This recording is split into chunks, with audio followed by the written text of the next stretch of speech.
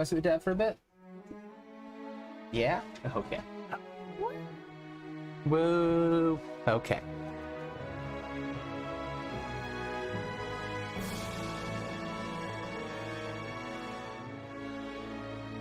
Okay. I think we got it fixed. Here we go. Okay. I think we're working correctly now. Yay! Hi, chat. Hello. All right, turn that down just a little bit. There we go. Ah. As per usual, we are without our current warlock. Where is he? Welcome. He'll be here. He's usually here a little late. It's all good. Mm-hmm. Finale. Finale. Pizza finale. Oh my goodness. Is it a season or a series finale, Matthew? Yes. Yes. I like that yes is not an answer. Mm-hmm. Yes. Mm-hmm.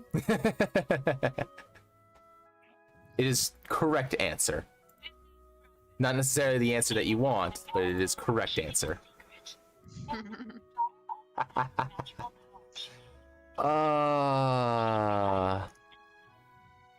All right. Where is, I gotta fix two things here real quick, which is I need to get my stream chat open, because well,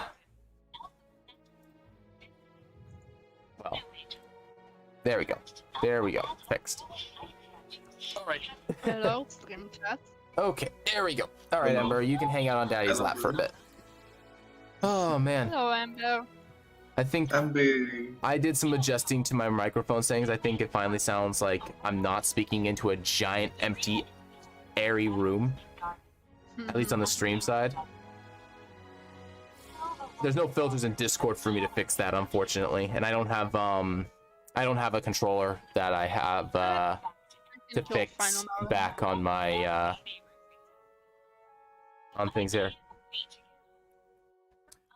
Oh, it's actually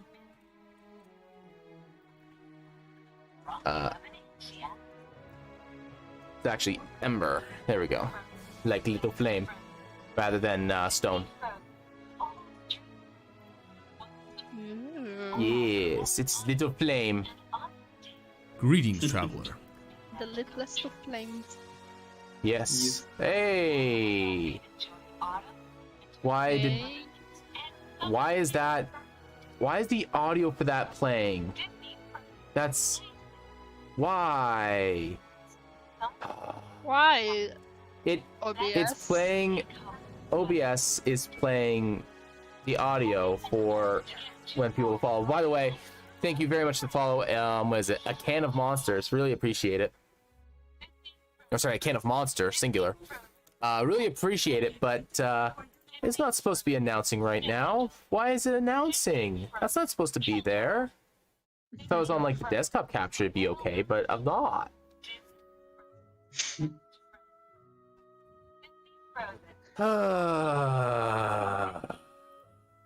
Streamer problems. I mean, It's all right, but yeah. with that, we are actually sitting at 200 again, rather than before where I went to 200, then 99, then 200, then 199. We're at 200 again. Really appreciate you guys. Even 200. Okay. Well, while we wait, there are a few things that I can actually go over with you guys while we wait for Pika. And that is first and foremost some meta stuff. So you guys are obviously, there's no more risk or anything like that unless you guys decide, hey, we're gonna go fight go find a sea monster, noodle it, and decide to fight it. So if you decide to do that, well, your funeral. But how's the bear? That's the most important part. the bear, is where's Okay. I'm in the wrong layer. I'm in the wrong layer. I'm on the wrong page rather. The bear is no longer there.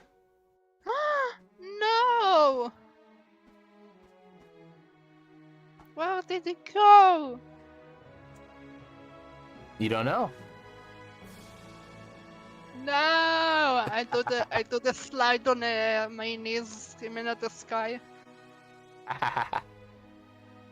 Rip.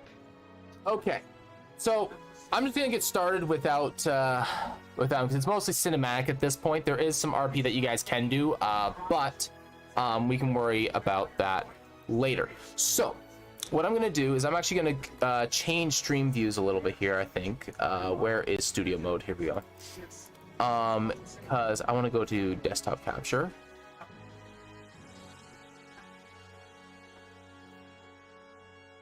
Let there be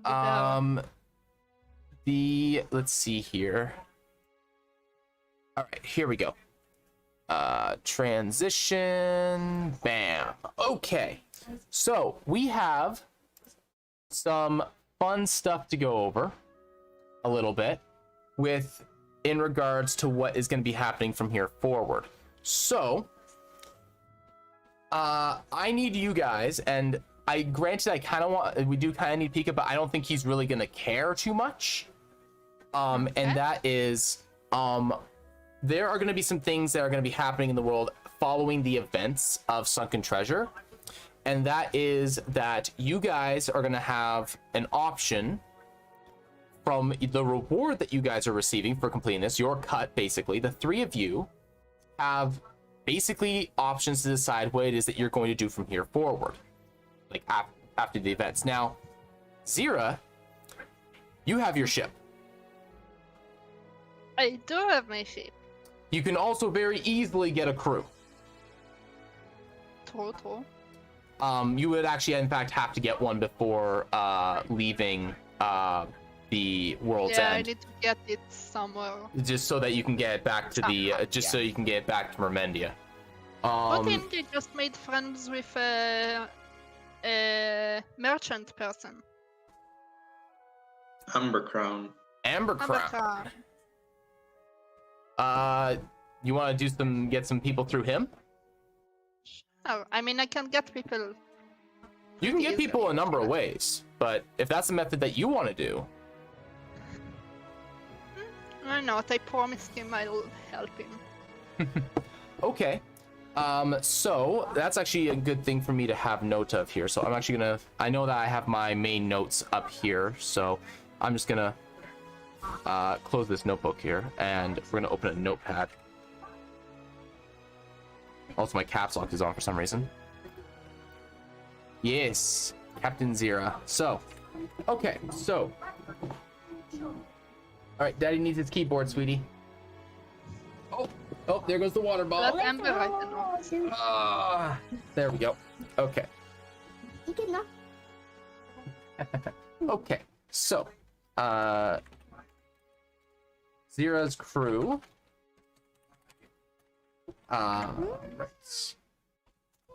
Is made up of members. Not members.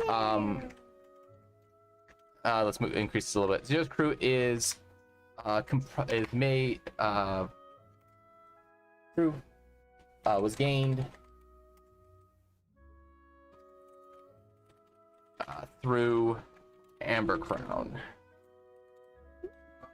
I will make preferential offers to the other ship, to our ship crew, but I don't think they'll take it. No, for the most part, they are set in their crew. Like you definitely have some friends, and you definitely have another crew that you can, like, if you need help, like, and they're nearby, they may help you, sort of thing.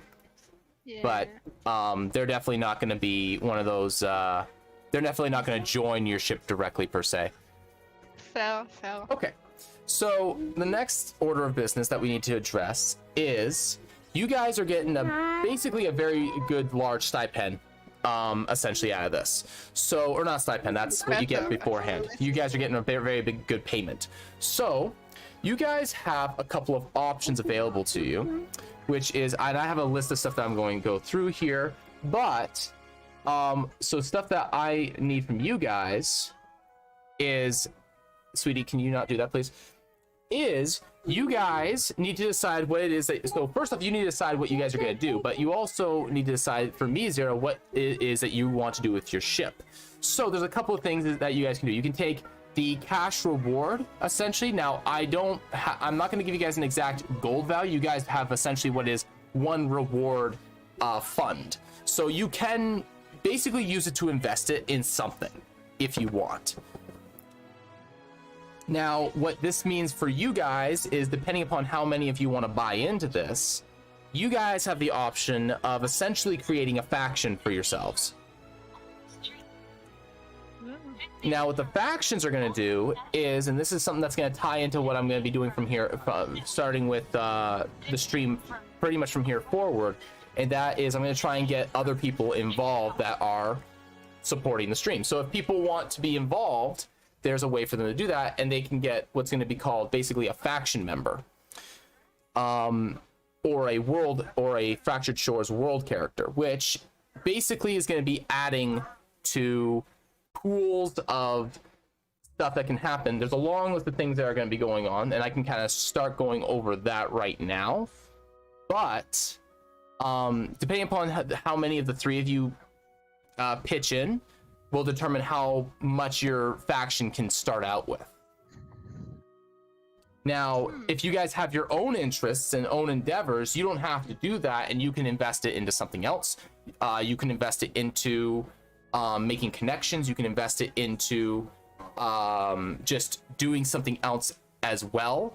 There's a long list of things that you can do with, because it's effectively liquid capital, right? That you guys can just kind of throw at whatever you want. Like, it's a significant enough amount that you can just kind of do whatever you want with it. So, one of the things, so that's like the big major thing. But what I'm going to be doing with the stream, and I'm just going to go over this, starting with this now, since we're waiting for Nizo still. If he doesn't show up, in like, when I'm done going through this, we'll just go on without him.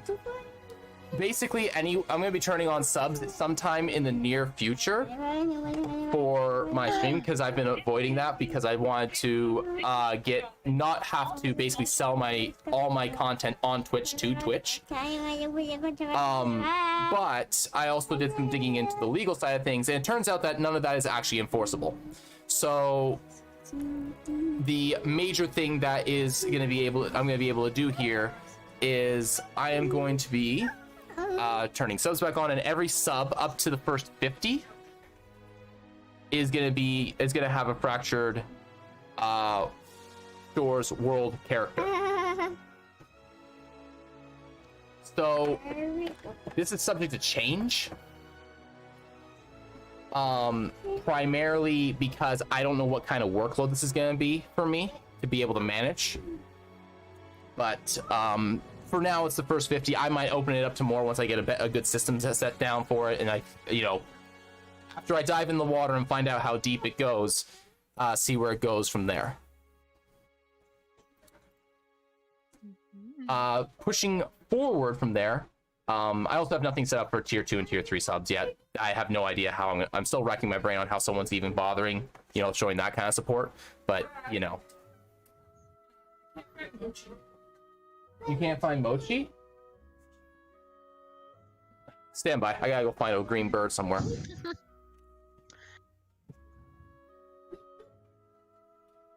Burb. Mochi! Burb. Burb. Well, I guess when I'm subbing, I'm giving up my spot. Yep. That's cool. I like that. What do you want to do for money? I'm cool. Yeah. I like the idea of starting an adventure in faction, but probably more in my area of town, I feel like. Well, yeah, I think Lewis would be down.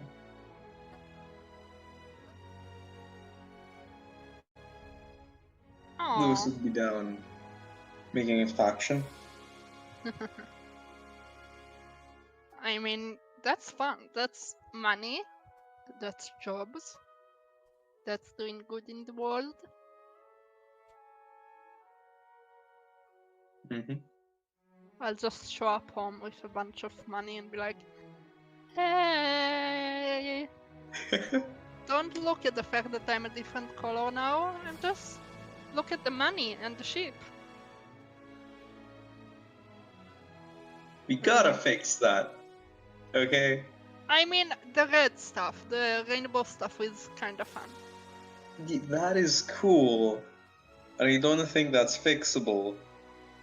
But I don't the mind. red, Yeah, the red stuff. yeah, Zero was like, at the beginning she was like, meh, it's the same as the Z, but after seeing this creepy place, no. It Nope. gotta go.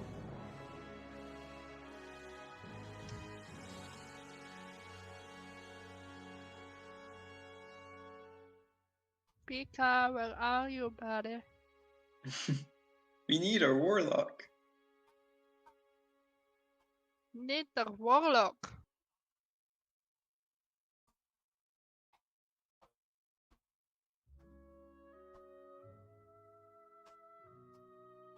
And we're in the Berate Buckskin. So I guess you didn't find the bird. Set up a thing where every time you leave, people place bets. Okay, that's great. Okay. There we go. We found the bird. Hey! Nice. We need the burb. Okay. That's better. So, where was I? Oh yeah, yeah, essentially I'm going to be starting faction-oriented stuff because there's going to be a world stage essentially for games overall. There's going to be basically a grander story going on with the Crimson as kind of like as the world villain, because you guys have not solved it in its entirety. There's a lot more going on than meets the eye. I feel like that's true, yes. So, essentially, I know it's a little bit meta, but the whole thing is that there is going to be a world villain, which is essentially the Crimson, and and the stream at large is going to be trying to win against it. This is going to mean multiple games. This is going to mean multiple things are going to be happening as stuff that I'm going to be getting to in a moment here. So This kind of makes me sad that Zera didn't get fully corrupted and want to be a villain.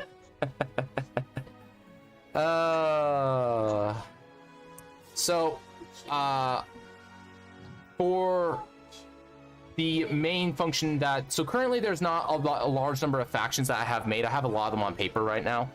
The ones I do have made, there's some, and then I'm gonna fill those out as needed for people that want to join them, or as characters are made.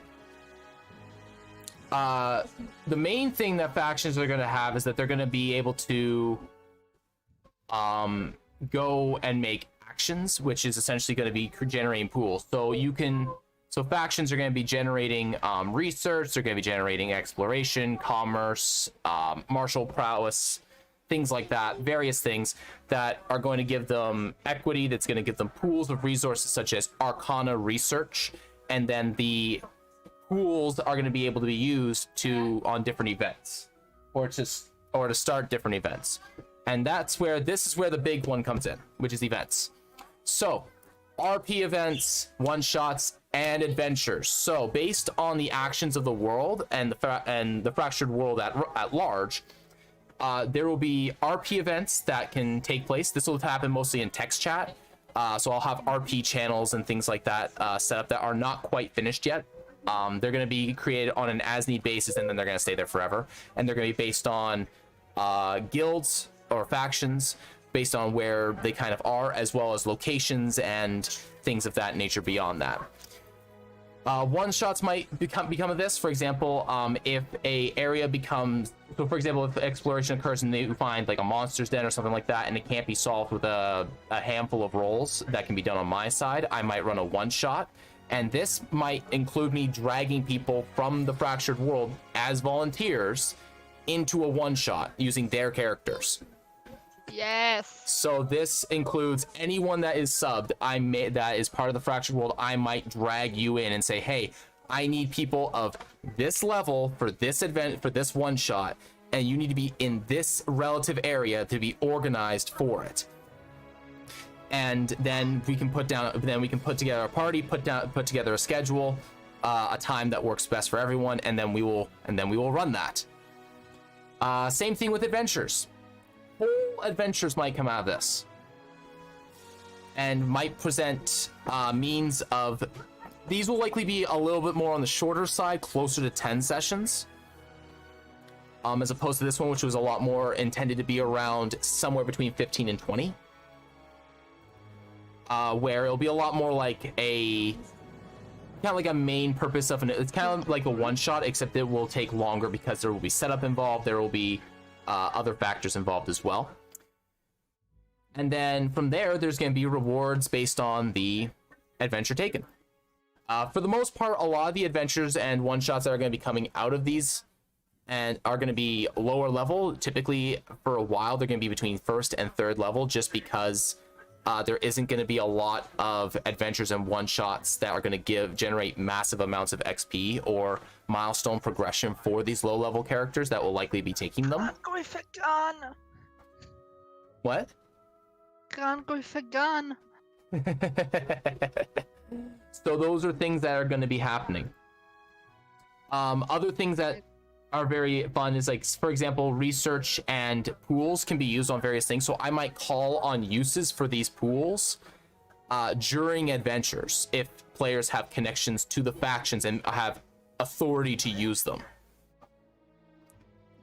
So if you, for example, you guys are going to be owners of a faction if you start one. So if you guys have a pool of resources in that faction, and I call on, hey, if you have this much, you can use it right now to gain this benefit or this information or have this boon or this effect. And you might get and you might be able to spend it and get an immediate bonus out of it.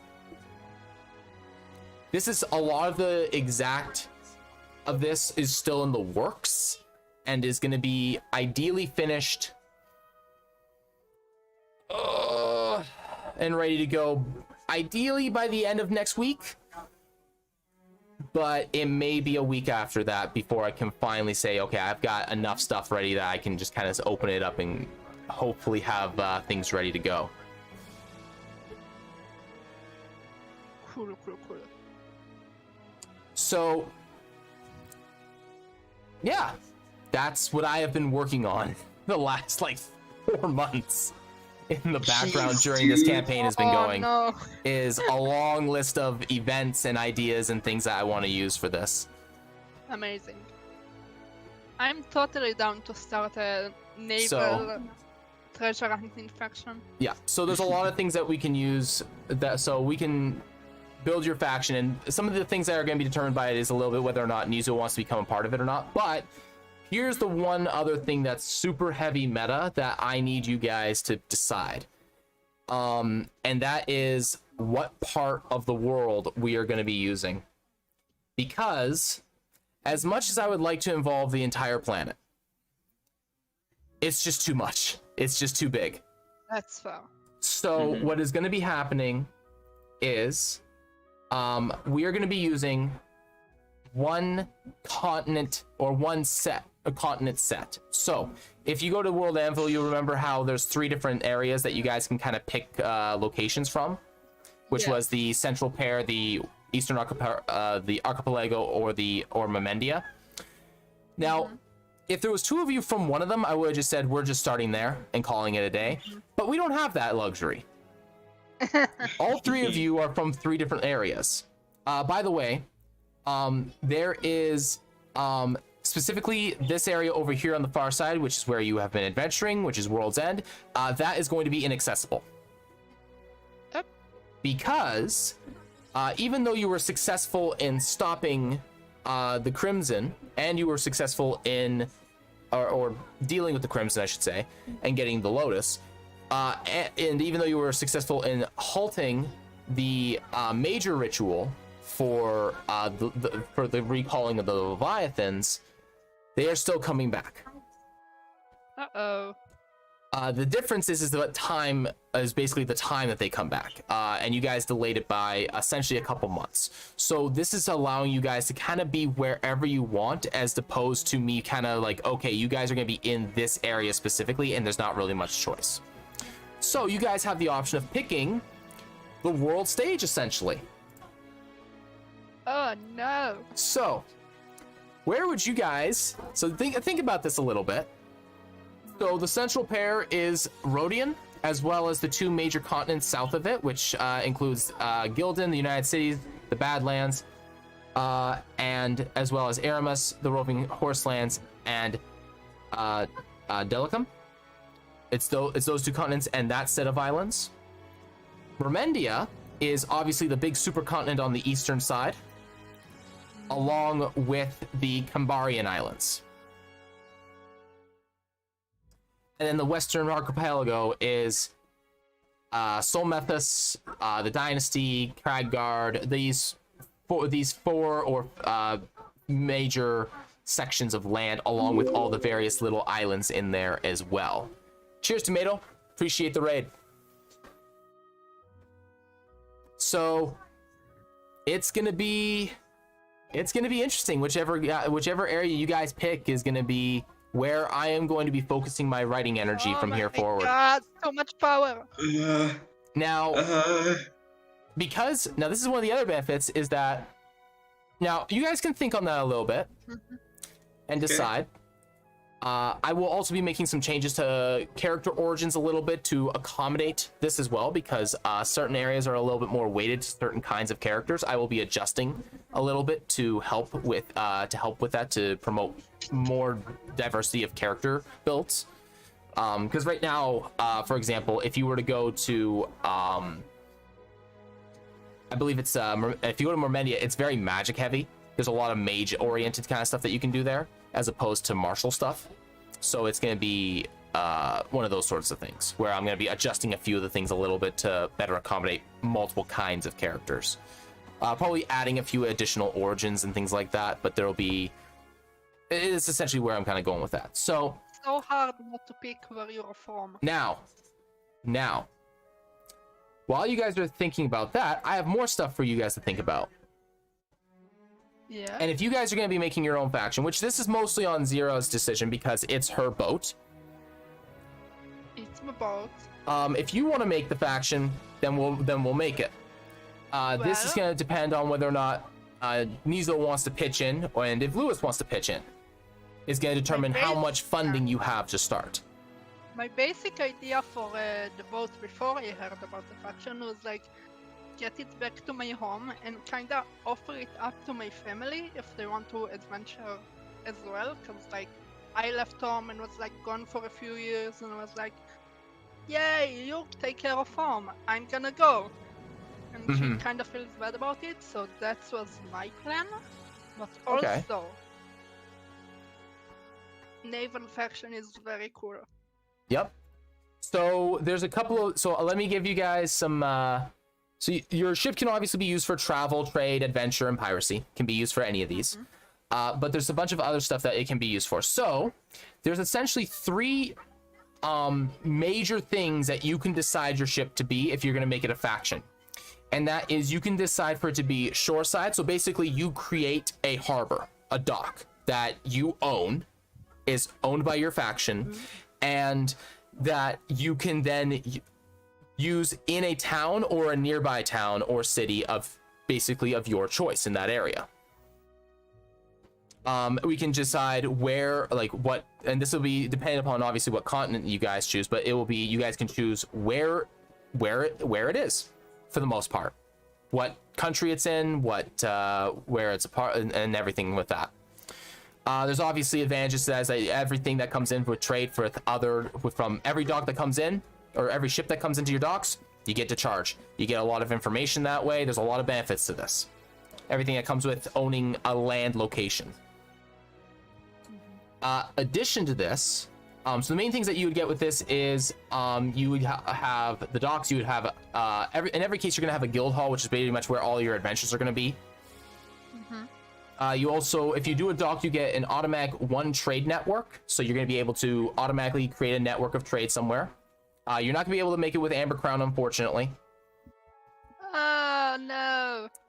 That is something that is unfortunately not going to be able to happen, but you will be able to establish one of some kind with some other location, and there will be benefits and whatnot with that. Well, once we defeat the Crimson. This also means there will be... Sorry, say that again? Once we defeat the Crimson. Yeah. Man. Well, actually, once the Leviathans go back to sleep would be a better way of putting it. Fair. Which might take a while. Or technology occurs where you're able to ignore the Leviathans. See it, be it flight, such as airship technology, which exists. It's like right on the cusp of existing. Like just starting to emerge.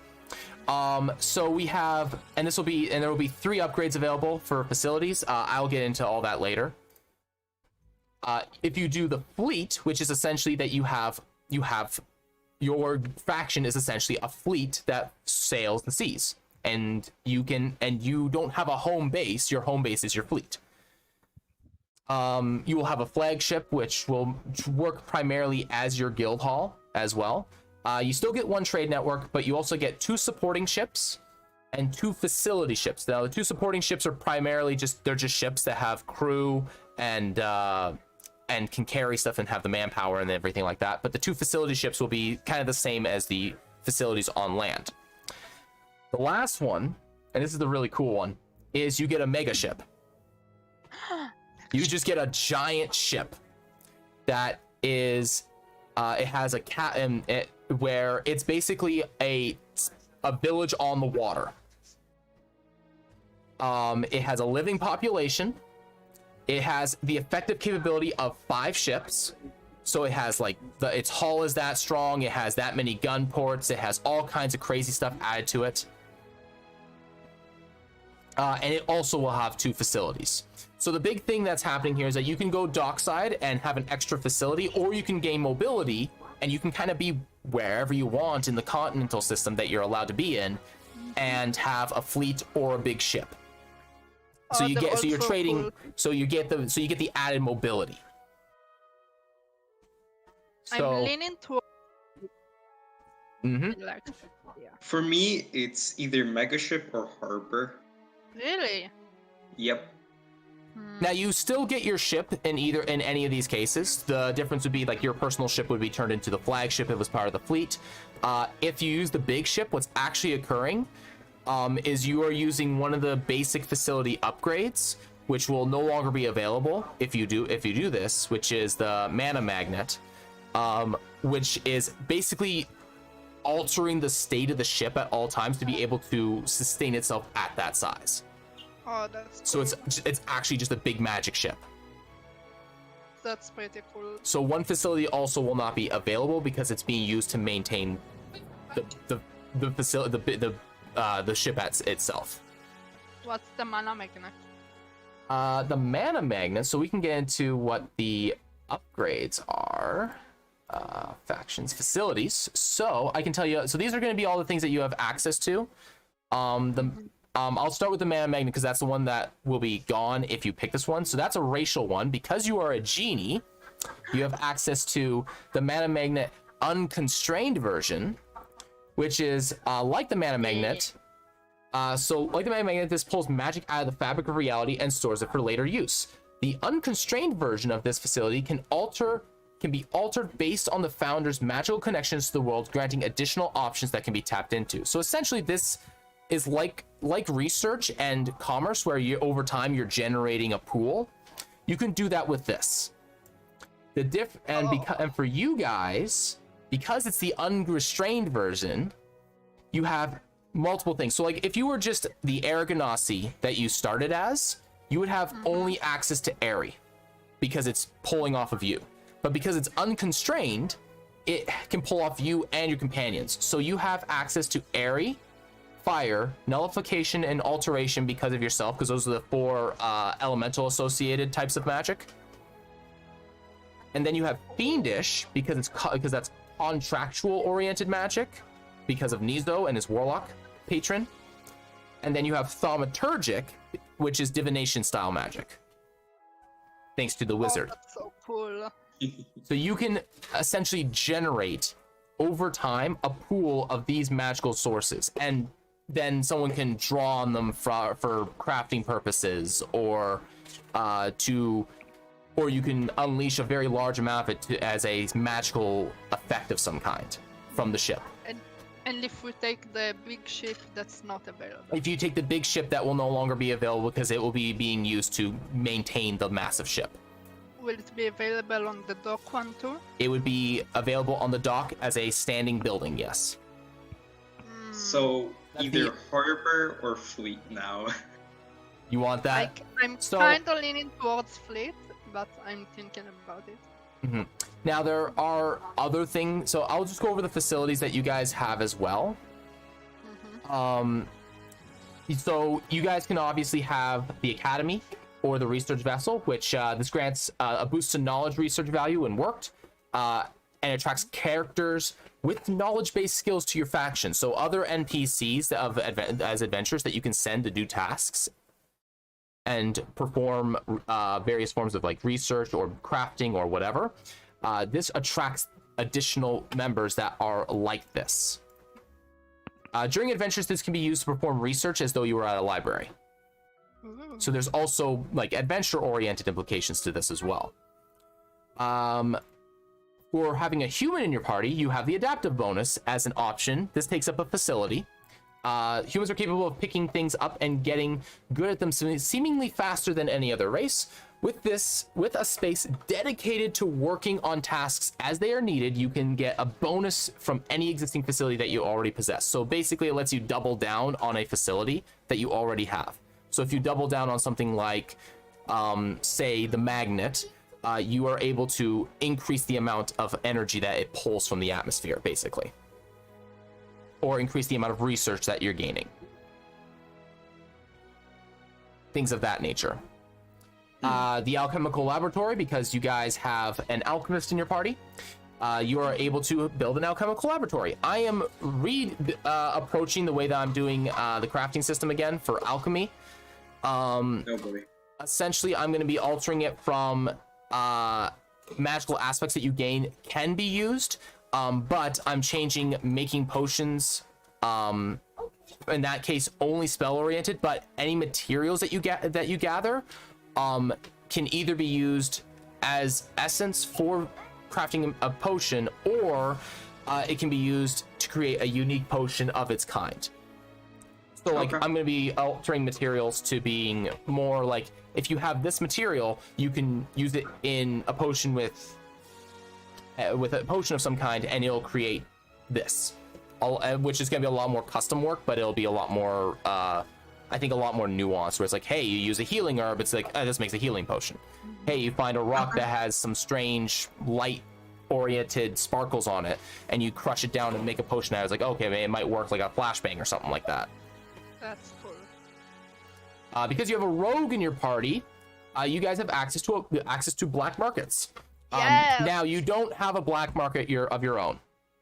I know people that have. All right, but rogues and their connections make for some good deals on occasion. You have you don't have an actual black.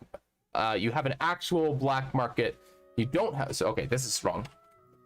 You don't have an actual black market, just connections to one. As such, sometimes a good piece becomes available to be bought. No questions asked, of course. So there's a lot of implications that can come about with that. I love that one. Because you have a sea elf in your party, the elves have a very long culture. They are one of the oldest races, and each of the children of the Eladrin have their own benefits. In the case of the sea elves, you gain benefits for magical docks and ships. These ships can move at paces of 10 feet around with no wind and regardless of currents. The docks allow for fast and easy docking, casting off, making flow of ships faster. This attracts characters who know how to handle the sea to your faction, making them more likely to join. So you'll be able to get a lot of people that know how to run docks, a lot of people that know how to run ships, better than your average person that you'll be scooping up if you take this one. We already went over the mana magnet. Trade networks, of course, you guys can build trade networks, and you can give up a facility to increase the number of trade networks you have. This, of course, generally just generates more commerce. Okay. And as well as anything else that comes with trade comes information, comes travel, and comes people. So there's a lot of other benefits to that as well. How many facilities do we have? That depends upon which one you take. If you take the docks, you'll have 3 facility options. If you take either of the ship options, you'll only have 2. Essentially, you're giving up the stationary for mobility. And because you're now mobile and can be wherever you kind of want, you're giving up a facility to be able to do that. And each one of these is a facility. And each of these counts as 1, yes. There's 2 more, which are class-oriented, which is for the Warlock. So you can dedicate, which is a Warlock's Hollow. You can dedicate a space to your patron, giving them a stronger connection to the world and allowing others to potentially make deals with them in a more controlled environment rather than just kind of like reaching out for something. You can kind of come to them and go, hey, might I have some benefit? During events, this can be allowed. This can allow the patron to act in small ways, much like how a deity can act with a shrine.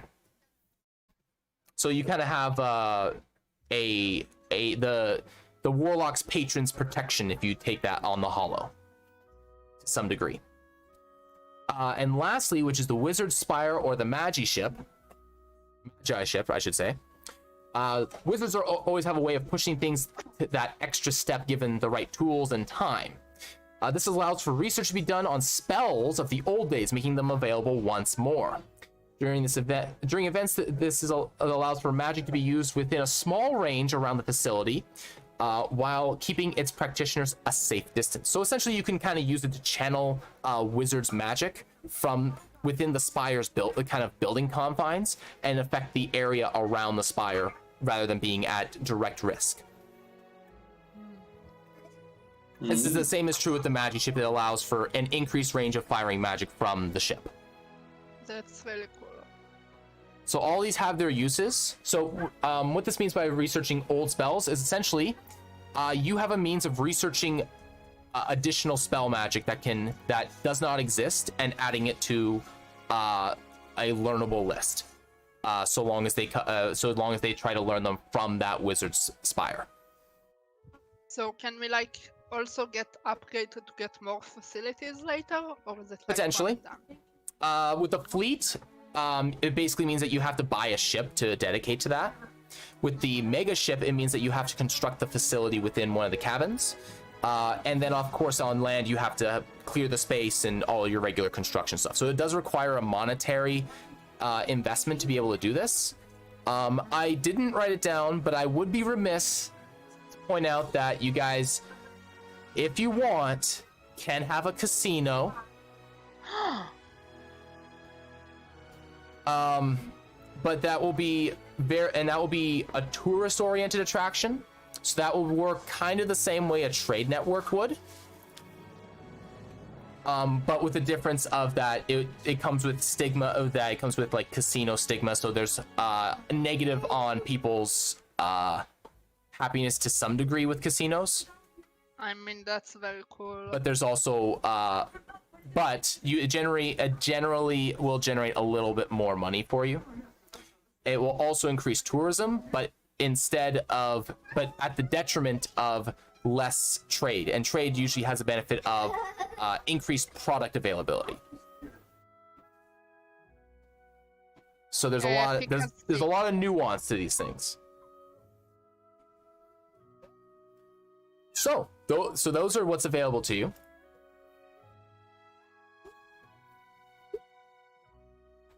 As upgrades. So I guess the main question I have for you guys is what sort of design are you guys want to go for?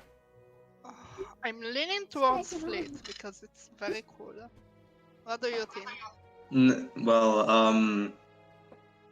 So I want to spire the magic ship. Pretty obvious. Of course you do, but also the mana thing is basically kind of specific. Yeah. And it's kind of versatile. Mm-hmm. Okay, Pika's gonna join. Yeah, in I voice see his chat or messages. someone. Yeah. Okay. No, that's fine. I mean, even if he wants to just That's to watch the awesome. stream, that's fine Yeah, too. yeah. Yeah. But Yeah, no, that's fine, dude. Like, don't don't hurt yourself. Jeez. literally anything magic I'm down with. But I'm fine with going to like a port and establishing a harbor. Mhm.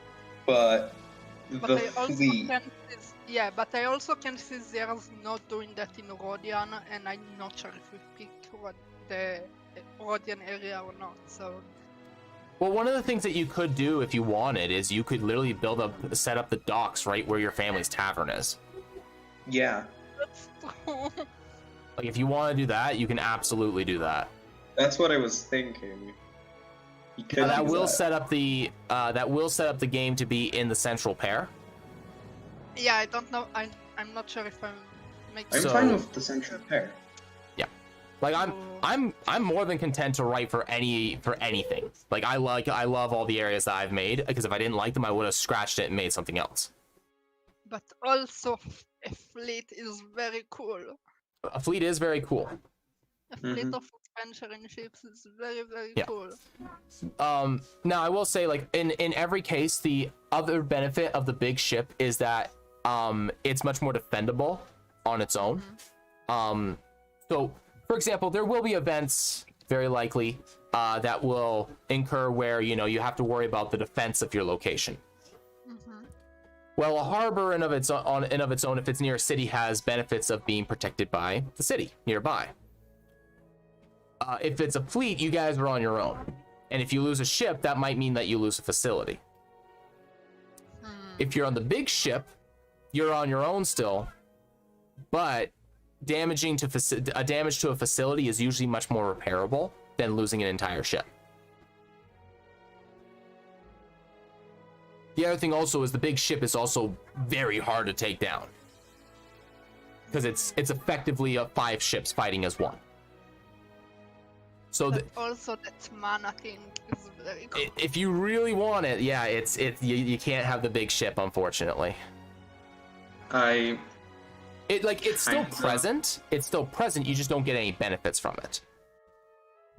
I like all of this. I'm leaning towards the harbor. But are you ready to make the decision to make it in the central pair? I'm fine with it. My other choice would be Mermendia, because Magic. magic. Well, it's also your homeland, Magic. right? Because you're from Karn. Mm-hmm. It's Two very hard not reasons. to pick where you're from, yes. Yeah. And plus, Korn does have like. Pika, what do you like, think? We get to decide where all the campaigns will take place, basically. Mm-hmm. So Yeah. essentially, if you have the stream open, because I realize you guys actually here. Let me do this. Where is? I should be able to show screen share from here. Turn on screen share, and here we go. I should be able to. Who? Oh, Druid and Nizo are muted for some reason. I don't know why. Oh, yeah, I'm kinda Okay. eating while. Okay, no, that's fine. So if you guys, I don't know if you guys have the stream open or not, but if you don't want to have the stream open, you can go into the Discord and open the video that it's screen share. I'm screen sharing my my OneNote. So the big thing that you guys, so Pika, because you took a minute to get here, you guys have the option of which of the 3 main areas that you guys are going to be starting in, or sorry, the world stage will be set in. So the world stage will be set in one of 3 areas, which is going to be either the central pair, which is the 2 main continents in the center, with the Rhodian Islands also included, Mermendia, which is Cambaria, and then the main single continent of Mermendia. and then the Western Archipelago, which is Wingdom, Aravondor, Cragguard in the Dynasty, and then Solmethus as the stage areas.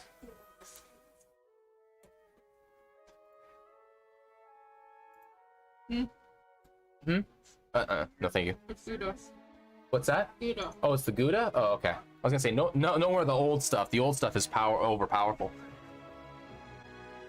Wife is awesome. She's handing me sticks of cheese. Best wife. I like my wife. She feeds me.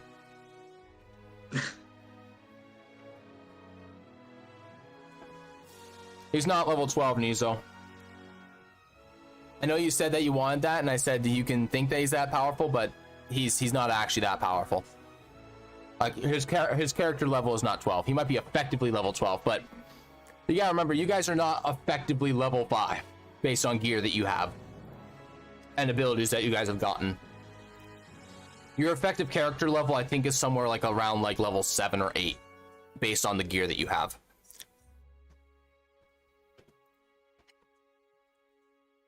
Gear / abilities. And we're debating whether we want a dock, a fleet, or a big ship faction. Yeah. And If you and you can decide you don't want a faction. Yeah. Now I will say the numbers that I was giving you guys was under the assumption that why did that zoom out? That's weird.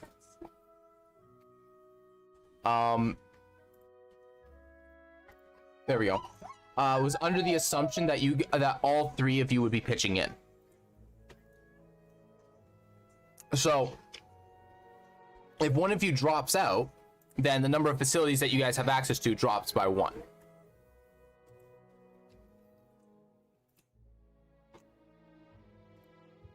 With a minimum of 1, I assume. Minimum of 0. Because Oh, no. the fleet and the big ship require funding to be started. Okay, fair. It's right here.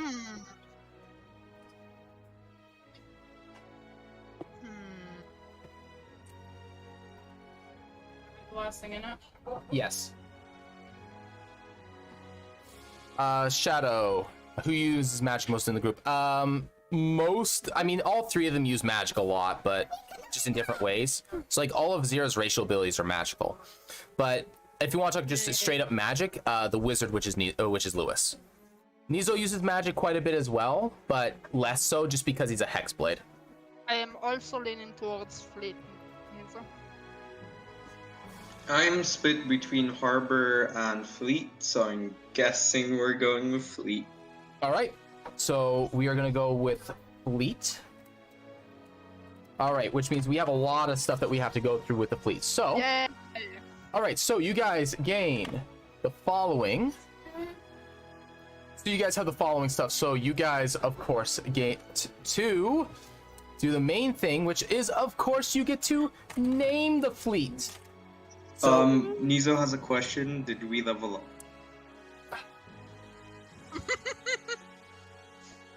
You're asking dangerous questions, my friend.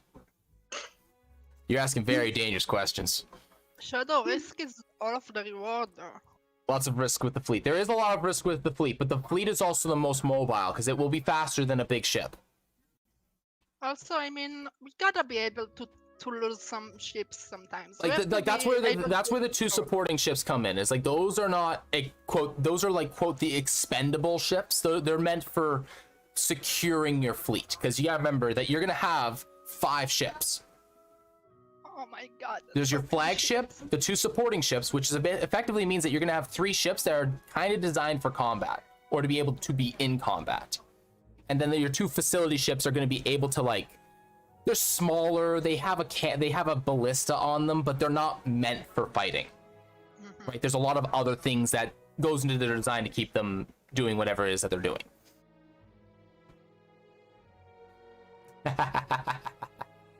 Nizo. Okay, so you guys get to name your fleet. You have a flagship. That's so cool. So I'll have statistics for that in the future. You guys also have 2 supporting ships. Just gotta make notes This here is of where stuff we that you get to have. the part where we didn't name our group. We managed to avoid that whole campaign. And now we need That's why I call you guys Sunken Treasure. I always call groups based off of what campaign it is that they are in. We aren't the only pirates. They're not we're pirates. Treasure hunters. Yep. So next order of business. This means that I also have to set up. This also means I have to set up a an RP event for you guys to add members to your ships. So you have to do interviews with what is it? You have to do interviews to get your ship captains. Obviously you're going to be head captain, but and you guys get to decide a bunch of other stuff with the faction once we get into the nitty gritty of it. Since Nizo is actually won't be voice chatting with us, I'm actually going to do something else here, which is I'm just going to go straight into I'm going to put this on pause for a minute, and we're going to go back over to Roll20. Ooh. And we're going to deal with everything that occurs there now that he's present. So, just to get that out of the way. So, we're going to actually, we'll leave the music as is, it's fine. All right, so, the crimson fades, the flowers wilt, the earth rolls itself flat. No longer obstructing your ability to move, becomes harder like stone. In its place in the center of the room is a pool of water. The chains from along the sides of the walls. Oops, that's wrong thing.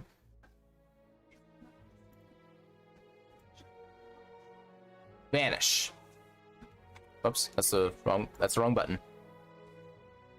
I want to, there we go, vanish. And you guys hear and see if it's, did I get rid of the token? Should be here. It's not there. That's annoying. Stand by, I'm sorry. I thought I left that. I thought I put that in there.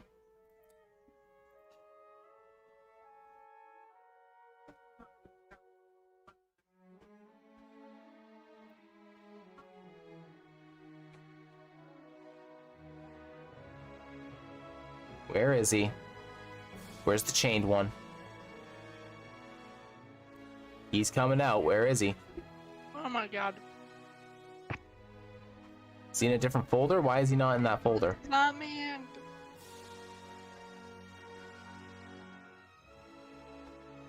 Did I put him in the used folder? I put him in the used folder. Okay, there we go. All right. I am so sorry, guys. I am dropping the ball right now. That is totally okay.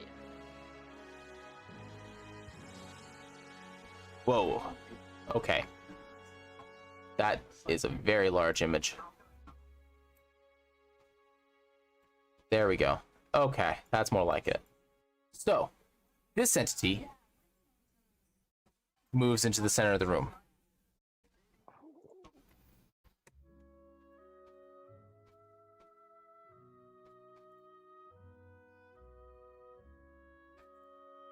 Well,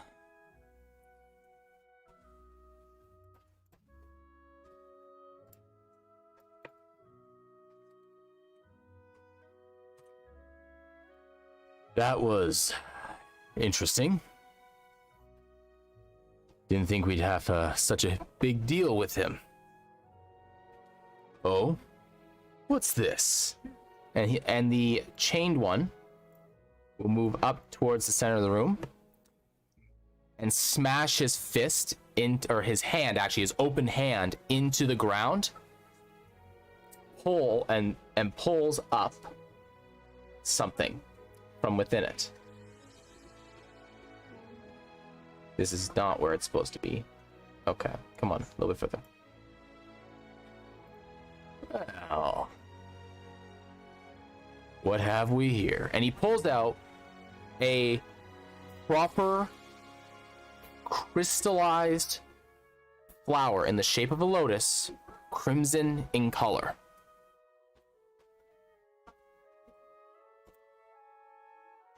Oh. Thank you for all your help, sir. Really appreciate it. My pleasure is mine, but he was, well, he'll hand you the crystalline lotus. Oh, should I? Is it okay if I touch Oh, it? I'm kinda... and then disappear. Like he grabs your hand and places it in there. Nothing seems to happen. Okay. You now have the crimson lotus. The crimson Oh, shit. lotus. It didn't do anything. That's a first. Lewis slowly stands up and just slowly walks over to Yeah, Zira. Please take it. I'm still kinda scared. Nisa, are you okay? Oh my god. Oh, Yeah, I am helping. I'm okay. Oh, let's get out of here. Yep. All right. So, the three of you make your way out of the caverns. Out. No, the bear. The bear is gone, nowhere to be seen.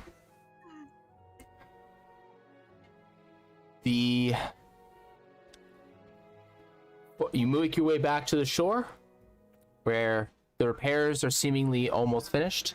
It is later in the evening, and Zira, that sense towards this location that you've been feeling, it wasn't the lotus itself, as you would feel the tug to it now. It's just gone. Oh. You're not sure what has happened, but for whatever reason, the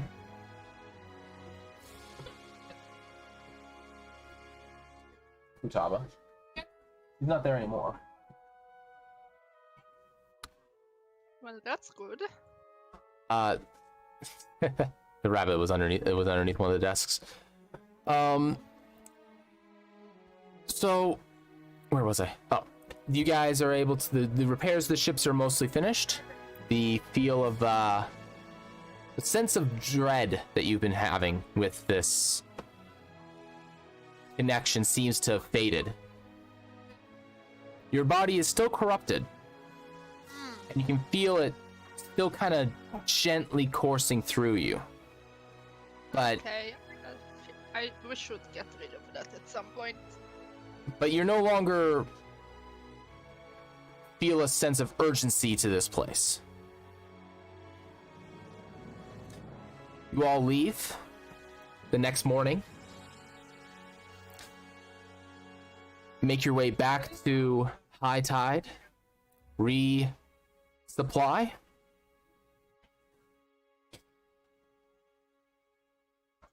And make your way back to Remendia. Back to Inca, where your payment is made to, or rather, your payment is made from. Anyone remember? Oh, fuck. Emerald Florentine. There you go, Emerald Florentine. And the three of you are sent off your way with your ship, Zira, Yay. and the three masses of treasure that you got, or three masses of wealth that you guys all have. I definitely ask Silver out for a bit before. Yep, you guys Oh. drink merry with your ship companions. And yeah. So you guys have, so now we get to where all the options are, which is of Ooh. course the decisions that you guys need to start making. Important question: does Lewis get drunk? That's up to you. Important question. Are you drinking enough to get drunk? Does someone make him like? Does someone try to pressure him in getting drunk? Sierra's kind of busy doing other things. She's pretty busy. She's getting people from the tavern to join her ship crew. But I will set up text RP events for all that. So we have to get you. Okay. We'll have to get you all set up with your new crew, and everything. I gotta generate potential candidates and characters for that, and whatnot. Does Sierra and Silver fuck? That's important. Do a what? Does Sierra make the move on Silver, and is Silver up for it? That's the question.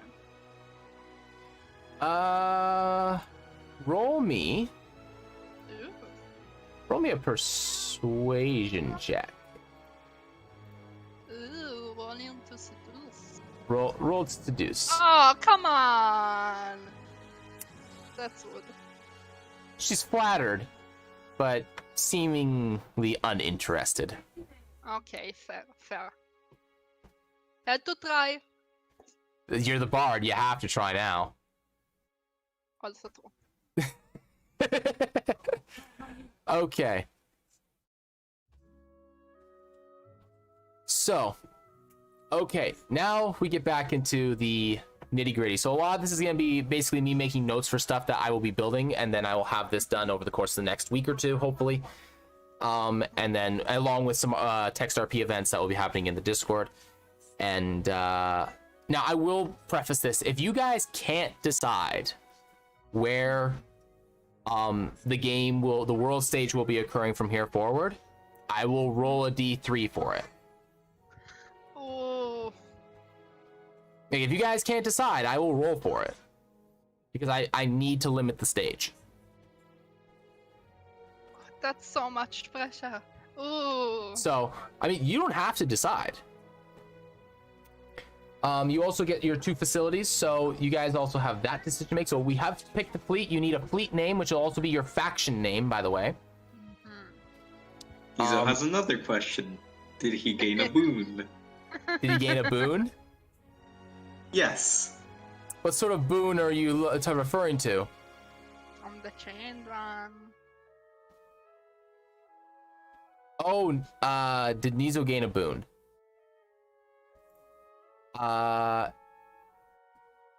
Yes, actually.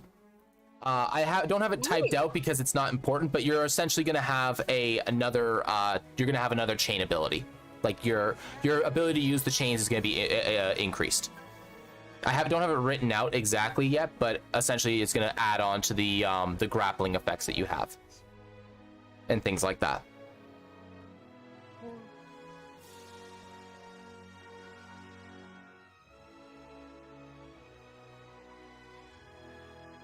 Very cool. Mm-hmm. So, I need you guys to pick some facilities for me. So you guys get 2 facilities.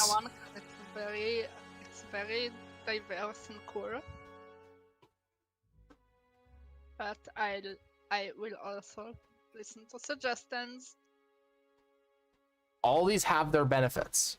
So your trade network is going to effectively be your the trade network that you get is basically meaning that you're going to be able to generate income from moving from location to location. Essentially, it means that you have a cargo ship. And we also Me and Nizo are down for alchemy. we also get one from just a free one, right? I'm sorry? We get a free one? That's your trade route. Like your trade network, that's the cargo ship effectively. Okay, cool. Like that enables the trade route. Alchemy is cool. Yeah, I want to still make a bunch of potions, so... Okay, so this means that you can passively create stuff over time, so you can create potions and things like that, so long as you have the reagents for it and spend them and invest the necessary capital into doing it. So we have the alchemist ship. And I'm really leaning towards the mana thing because it's very cool. So one of the things, so I will tell you this actually that will help you here, is that you can use the mana magnet in conjunction with the laboratory, because you can siphon energies, like anything that falls into those 6 schools, or sorry, 6 magical element types can be used to create, can be siphoned off and used as the magical component to create potions of that magical component. So it does synergize. That means that you will be constantly drawing on it, of course, so you won't have this giant reserve that you can just use to let off a big effect. We can also like sometimes use it, sometimes not use it. Exactly. Like that's just one of the things that you can do with it. There's a lot of it's nuanced. So like if you say like, hey, can we use it for this? It's just like, hey, we have a ton of thaumaturgic energy, which is divination oriented. Can we try and like spy on someone with it, because we have a couple of wizards that are like, hey, we're gonna try and use it for this. It's like, yeah, you can try and use it for that, right? Like it's a lot of it is nuanced. You can always ask me questions and I might be able to say yes. This is now, when it comes to factions and the uses of the pools, it's gonna be faction leaders that have final say, and anyone that's a member of the faction can always make suggestions. Well, so the 3 of you are effectively faction leaders. Oh, cool. nice. Nanotrixe, are you cool with doing the mana thing as well? So that's gonna be in basically one room. So essentially, ship. so that is 2 separate ships. So you have you basically have a ship that has this large crystal, like what was it, a large elemental chaos based crystal that's just pulling magic from the area into it. And then from here you can tap into it from the ship. Like you can make a connection to it to be able to tap into it from the alchemical laboratory, for example, which is a separate ship. Wall calls also sounds nice. But I think we can get upgrades to get more stuff. It is possible for you to get more stuff as time goes on, but I will say it will take significant amounts of time and or capital for that to happen.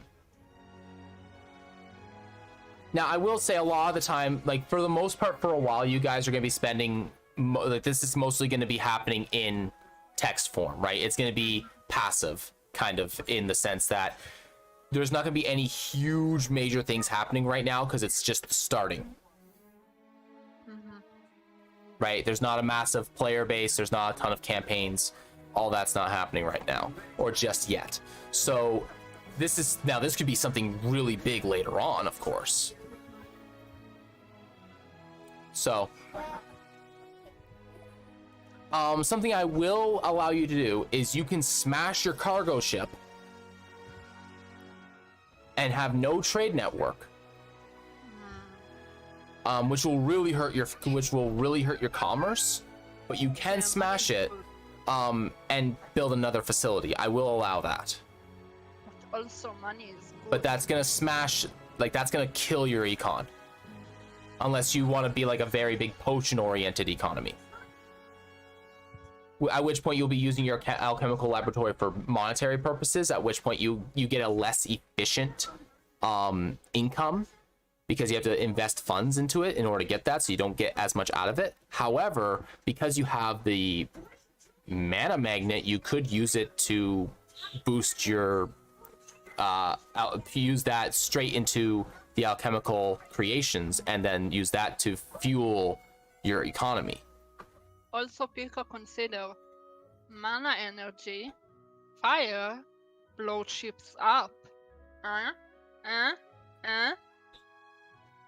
Arson for the Pika. Yes.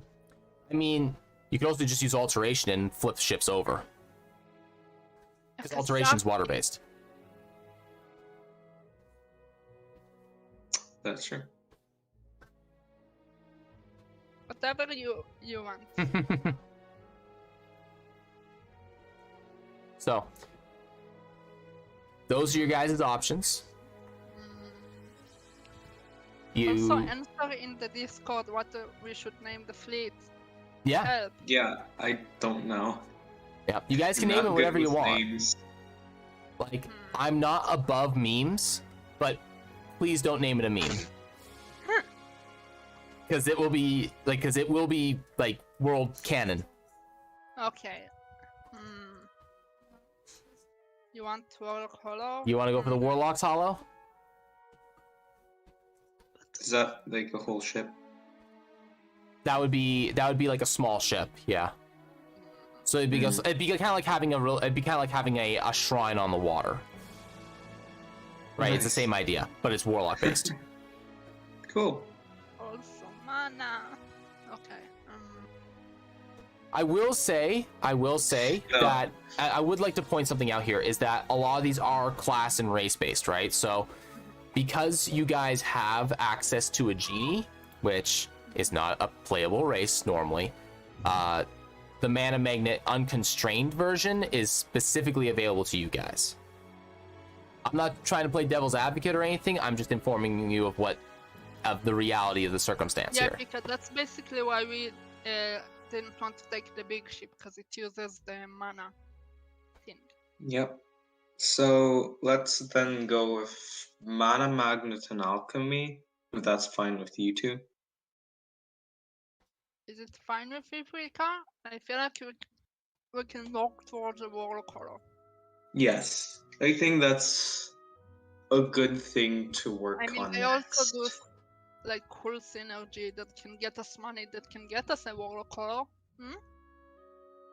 Could double down on a trade network. That is an option.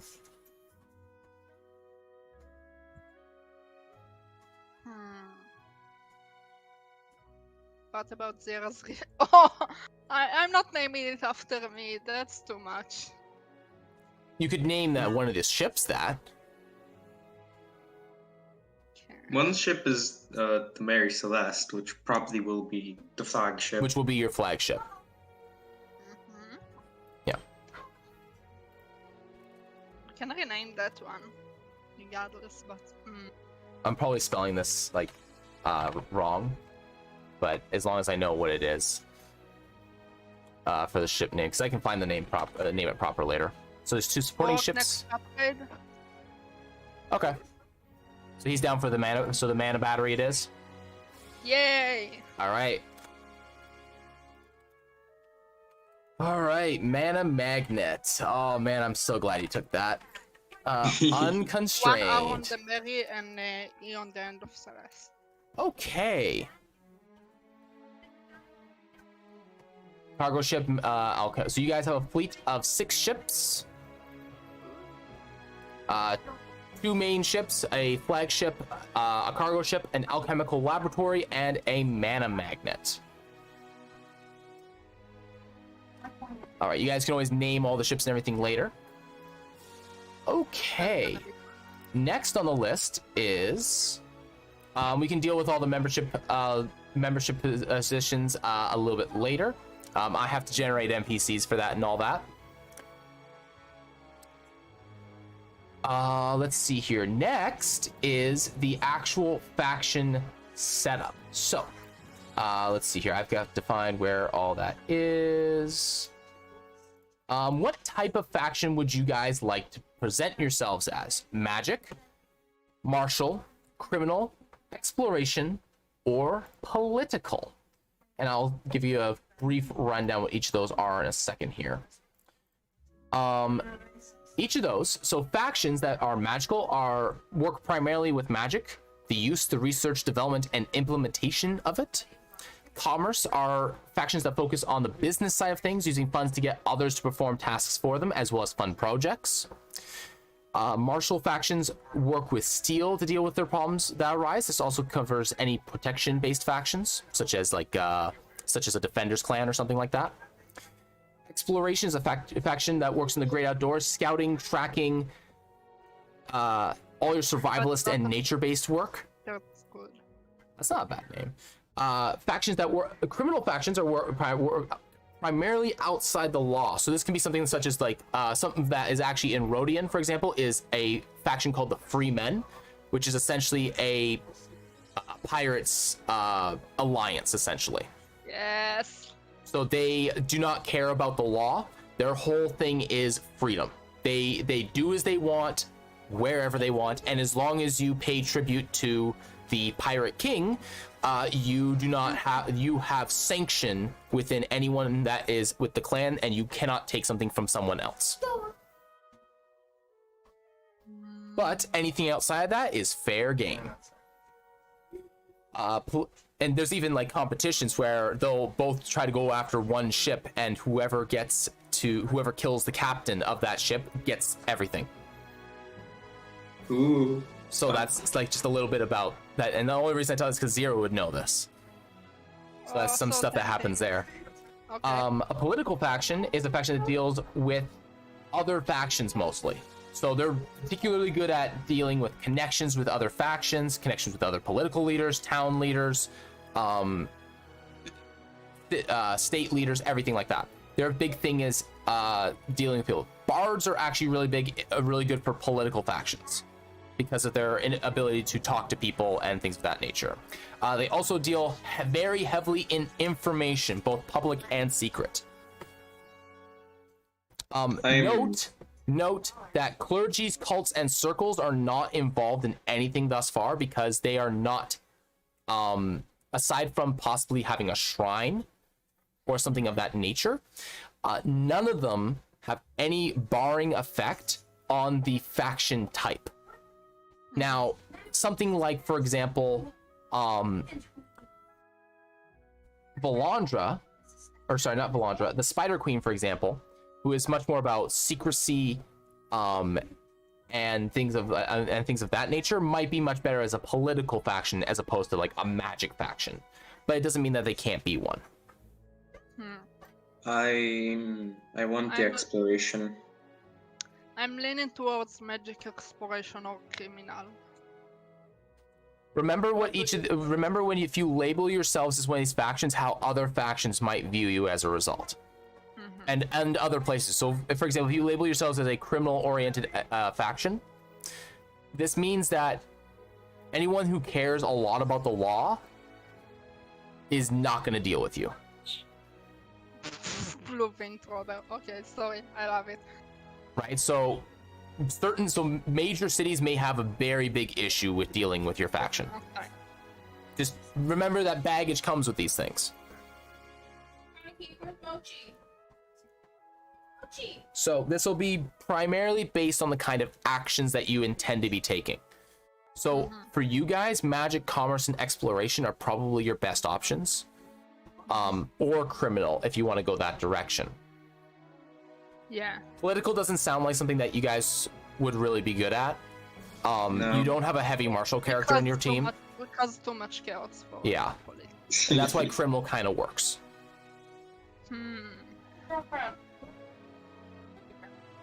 I mean, other planes is,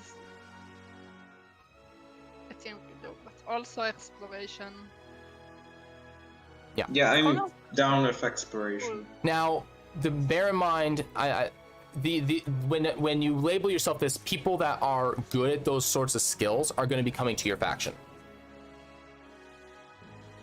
Right? Like NPCs. So like if you label yourself as an exploration faction, you're going to have NPCs that are going to join your faction that are good at exploration. Now, that doesn't mean that people aren't going to be good at other things, like you have a wizard as a faction founder. Of course. But the bulk of your party is going to be good. Bulk of your faction is going to be good at it. Pika, what do you think? Just now. I mean, treasure hunter sounds exploration to me, but also down to what people. Yep. I mean, that would absolutely fit under exploration. It's like the entire thing we just did is basically exploration. It was literally exploration. Yeah. Mm-hmm. It looks like Pika may have bit the dust. Pika. So. Oh no, he's typing. He's typing. Okay. Like he's on his phone now, so he's probably just chilling out. Especially if he's not feeling well. I mean, magic is your guys' deal if you want it as well. Well. But also we have the facilities for that. My character generally wants to learn about the world, not just about magic. So Mhm. I think exploration is the best thing. Ooh, travel and minstrel is very good. Shadow. He just wants to learn about history, magic, religion, just anything like Yeah. So like, old. yeah. Good boy. So exploration would absolutely fit underneath that very well. Like you can still do other things that are not under your primary. It just means that you won't necessarily have your entire faction backing you in it in terms of like capabilities. Yeah, we can do a little crime as a treat. You can be. This is actually going to come back to something else, which is your faction's alignment, because your Ooh. faction will also have an alignment.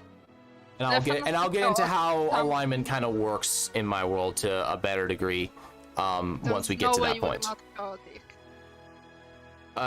Believe it or not, chaotic is not does not mean impulsive. Fair. Wow, really? No, It doesn't mean that. So you gotta understand, like, Oh shit, he's not on the voice chat, that's why. yeah, he's not. That's why he's on stream, I think.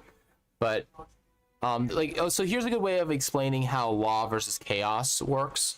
Is that law versus chaos is how much you adhere to a structure of rules, right? So like here's the thing, is my favorite example of this is demons and devils. Okay, both want power, right? That's both are trying to claim whatever they can by any means that they can. The difference is that demons are unbridled destruction, right? They don't have a code of conduct that they kind of follow. The code of conduct is just break whatever you want, right? Do as you please. Devils, for all their scheming, their code of conduct is they make a contract, they have to adhere to it. That's why they're lawful, because they have to abide by codes of conduct that they create. That's why they're law. Like that's where law comes in. So essentially, law versus chaos is how much do you adhere to a code of conduct? It has nothing to do with how random your antics are. That has nothing to do with it. That's personality traits. That has nothing to do with law versus chaos. Which is why Nizo is actually not Nizo is not a chaotic character. He's actually a true neutral character. Because he's not amoral.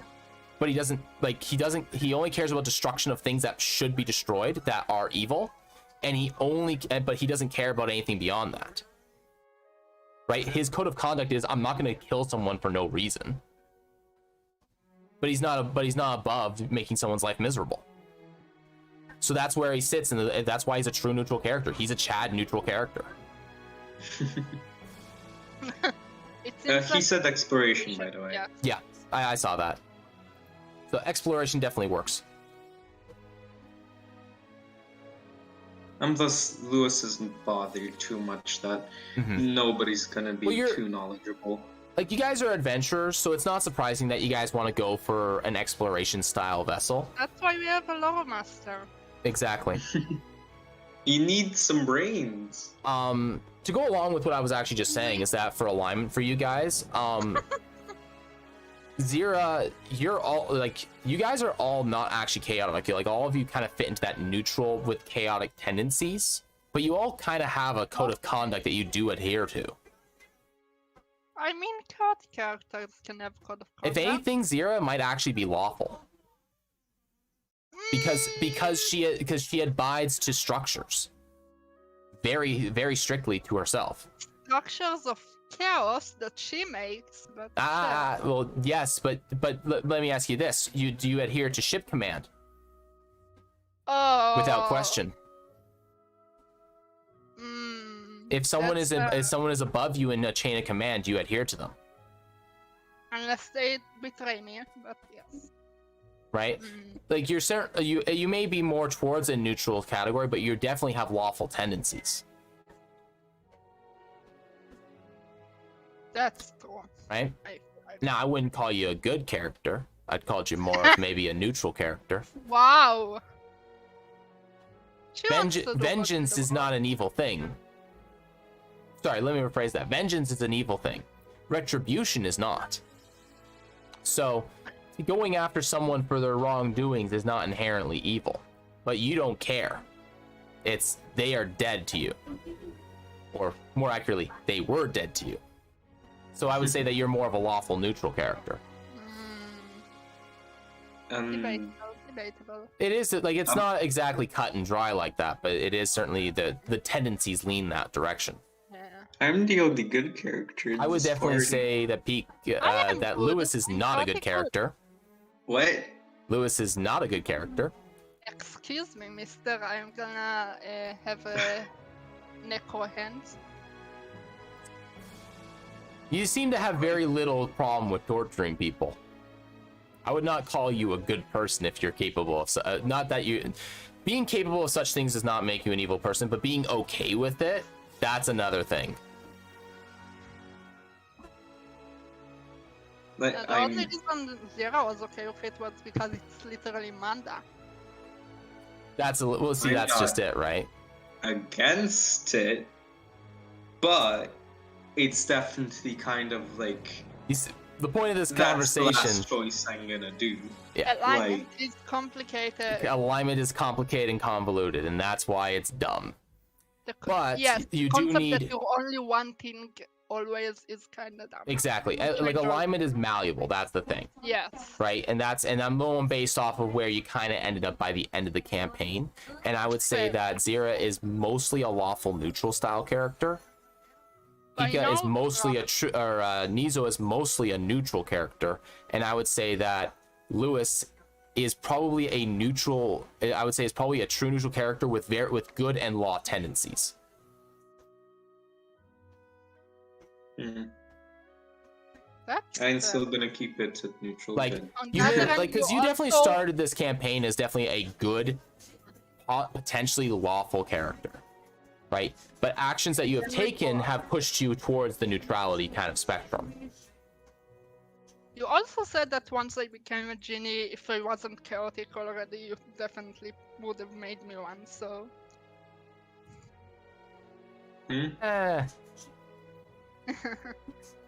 Maybe. So, we need to decide our factions. So you are going with exploration. Seems like it, yep. All right. Now we The need. Rangers! Sorry. Bring in the Rangers. Yeah. All right. Alignment. Exactly. You had the capacity to choose based on circumstance. Exactly. Okay. So alignment. What alignment would you like to make your faction? Bear in mind, if you want to have the Warlocks Hollow, because the patron that Pika has, if memory serves correctly, because of the fact that the Chained One is, I believe, a chaotic neutral character. Yeah, you cannot have a lawful faction if you want to have the Chained One as a for a hollow. I was leaning towards lawful neutral, but okay. You can have Neither true is neutral. lawful neutral, so we can have no neutral. I'm down with for the factions alignment being neutral. What about It's- neutral good? Huh? Could go neutral good. Bear in mind, though, the way that I view the spectrum of good versus evil is based off of the spectrum of the seven deadly sins and the virtues. Because and basically whether or not you have more tendencies of one over the other. What's So- the virtues? I only know the. So the virtues, I'll bring those up.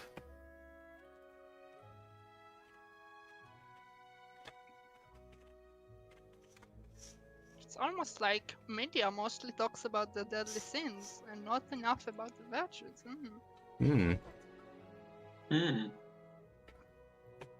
All right, let's see here.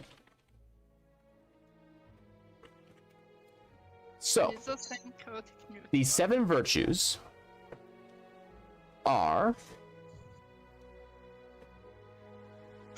let's see here, The anima is are the basically the opposing ends of the sin. So you have chastity, temperance, charity, diligence, patience, kindness, and humility. Okay, not good then. So the thing is that it's not necessarily in alignment that you have to have all of these. The idea is that you push towards or away from the so that you don't have to have all of these. It just means that you have more virtues than sins, is essentially the idea. So do you have a movement towards gluttony or temperance, right? So basically, do you have self-control? No. All right. Greed versus charity. Are you gonna be able to push money towards things that matter versus towards yourself? Are you gonna push things? Are you gonna be diligent and active as opposed to just sitting there doing nothing? Right? Are you gonna be patient rather than actively envying something? Right? Actively wanting something that somebody else has to the point of acting and being dangerous with it. Envy. Right? Like that's the idea that I'm looking for here. Okay, humility also like works in like bravery, modesty, reverence. Yeah, I feel Kindness like is also neutrality compassion. is the right idea. Right? So like that's kind of like the idea of how I measure the good versus evil. And that's how I decide with the deities, for example, is do they lean We're with trying more to do tendencies good, towards but we one towards also the don't other? care about- Yeah, okay. I feel like neutral, true neutral. Chaotic do you neutral? He's just saying chaotic neutral. I'm down with neutral. What does chaotic neutral mean for affection? Chaotic neutral? Chaotic neutral means that while you do have structures and rules that people would abide by, you're not heavily, there's only a handful of things that you force people to adhere to, which would be your faction tenets, which we'll get to in a little bit, because we're going to be building the faction itself. Pretty much people are going to have to listen to what's kind of going on inside the chain of command for obvious reasons, because it is a structure. But this means that people generally have freedom to make their own decisions and do as they please. So long as it's not running in contrary, and so long as it's not running in contrast to what the faction is at large is trying to do. I mean, I'm good with that. What do you think? Yep. Essentially, you're granting your members the most freedom and fewest restrictions, but this also means that they're gonna kind of go and do as they please to some extent. I mean, that's good. We don't want to be too controlling. Yep. Okay.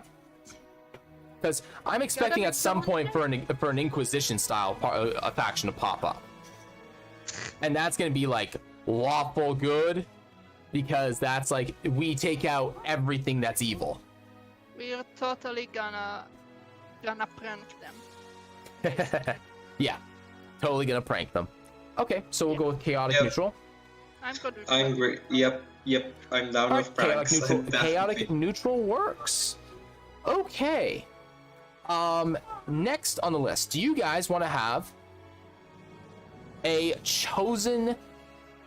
Now we're getting to the deity stuff. So do you guys want to have a chosen pantheon? So I've adjusted how pantheons work in my world since the last time we looked at them.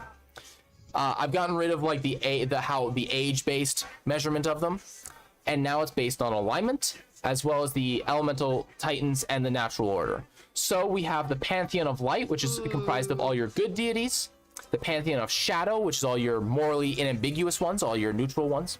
And then we have the pantheon of darkness, which is where all your cool deities are. And then, of course, there's the elemental titans, which is the 4 main titans, and then the natural order, which is the 4 nature deities. Where's the rush? Now, you can choose to either have a pantheon to be endorsed, which means that, for example, if you choose the light pantheon, it means that you will be excluding the pantheon of darkness for obvious reasons. If you choose a specific deity, this means that you're going to be attracting people of that specific pantheon and of that specific deity to your ships. Now, I will say, if you guys want to choose Arash, there is, of course, baggage that comes with that, and anyone that is inherently against Arash will be a problem. So, for example, because Arash is an adventurer, he is about struggle, he is about travel, he is about luck and adventuring. This means that someone who likes to rig the game would not be particularly in his favor. Someone who is lazy and wants to take the easy way out is going to be against this. Someone who is going to be very stationary and wants to like hunker down into a specific area, that's not going to be his thing either. Now, to be fair, stacking the odds in your favor is a level of luck, because this is a means by you pushing things to a certain degree. This doesn't mean divination wizards are hated by Arash. It just means that people that unfairly stack the deck. Yeah, is Oral Rini is the keeper of time, right? Yes, your Rini is the keeper of time. This one is about time, memory, gambling, and weaving. I think that's what you said you like. Yeah. This is a true neutral deity. Going to push things a little bit further, you guys can't be more than one step away from from the deity that you want to endorse as well. So you can't actually do Arash, because Arash is lawful neutral. Oh my boy, we can do the Pantheon of Shadows, though, right? You can do the Pantheon of Shadows if you want, which would mean that you're endorsing the shadow style, the neutral Pantheon. So people of other deities, like even lawful deities like Arash, will be, there. They're just not going to have like a specifically they're not going to have an endorsed shrine. You're not going to get benefits from it. Where's the chained one? The chained one is a chaotic neutral character. He is not a deity. He is a I think he's actually a fiend. So he will be in the just neutral. Yeah, thing. but it's not like in our. He'll be there. It's kind of like how like the Romans had like the road of the gods, where like we endorse all gods, right? It's like, well, we endorse all gods that have morally ambiguous kind of tendencies. Yes. What about the elemental titans? The elemental titans don't have an alignment associated with them other than inherent chaos, just because of the elemental chaos itself. There's no restrictions on them as a group either. Torrent is a chaotic evil deity that Nizo does not like. Okay, so you won't be going there. And then we're going to be going for Cinder, Zephyr, and Malachite, which I don't have anything written out for them yet, but I think I have alignments for them. What's that, sorry? I assume Zephyr is the one that's connected to my cape. That is the one that's connected to your cape, yes. Cool. I mean, I'm good with Pantheon of Shadow. What do you guys think? Shadow is neutral, right? Shadow's the neutral Pantheon, yes. Yep, I'm fine with that one. Alternatively, if you guys so choose, you can endorse no Pantheons and just say you guys can believe whatever the hell you want. Yeah, I think that's the best thing, honestly. Also, Neela. Yeah, Neela's in there too. Neela's in there, Aurora's in there, Kambar's in there, Ozulox is in there.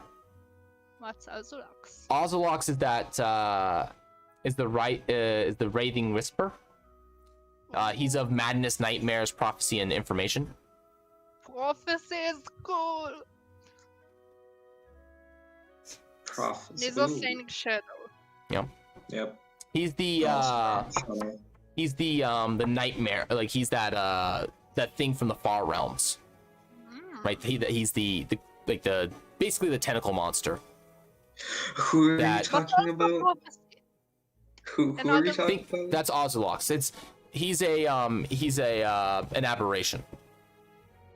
How does he look like again?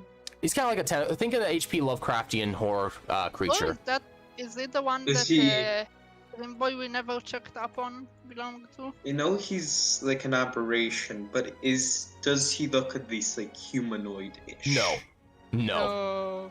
Oh, No. he's just Beholder. like He's Think another Beholder. kind of creature entirely. Think Okay. Beholder and go from there.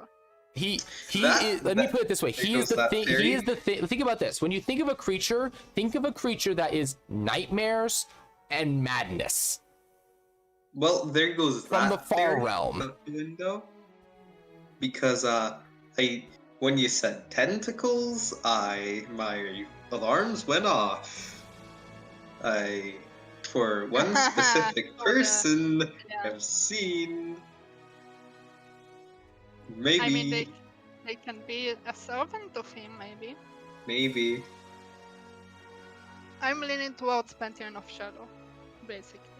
Will you tell me if I ask who that was? Negative. Or is that? What was up with Nope. the Dream Boy? That's my question. I will not tell you that, Nino or Nano. Sorry, what About was the- the Dream Boy? the- Yeah. Yeah, funny. He never came back. Yeah, I arranged for him to have a team, but then he never came. He had an interview with the captain, and the captain didn't like him. Oh, Yeah. no. Nice. I had to roll some Maybe dice for I- that.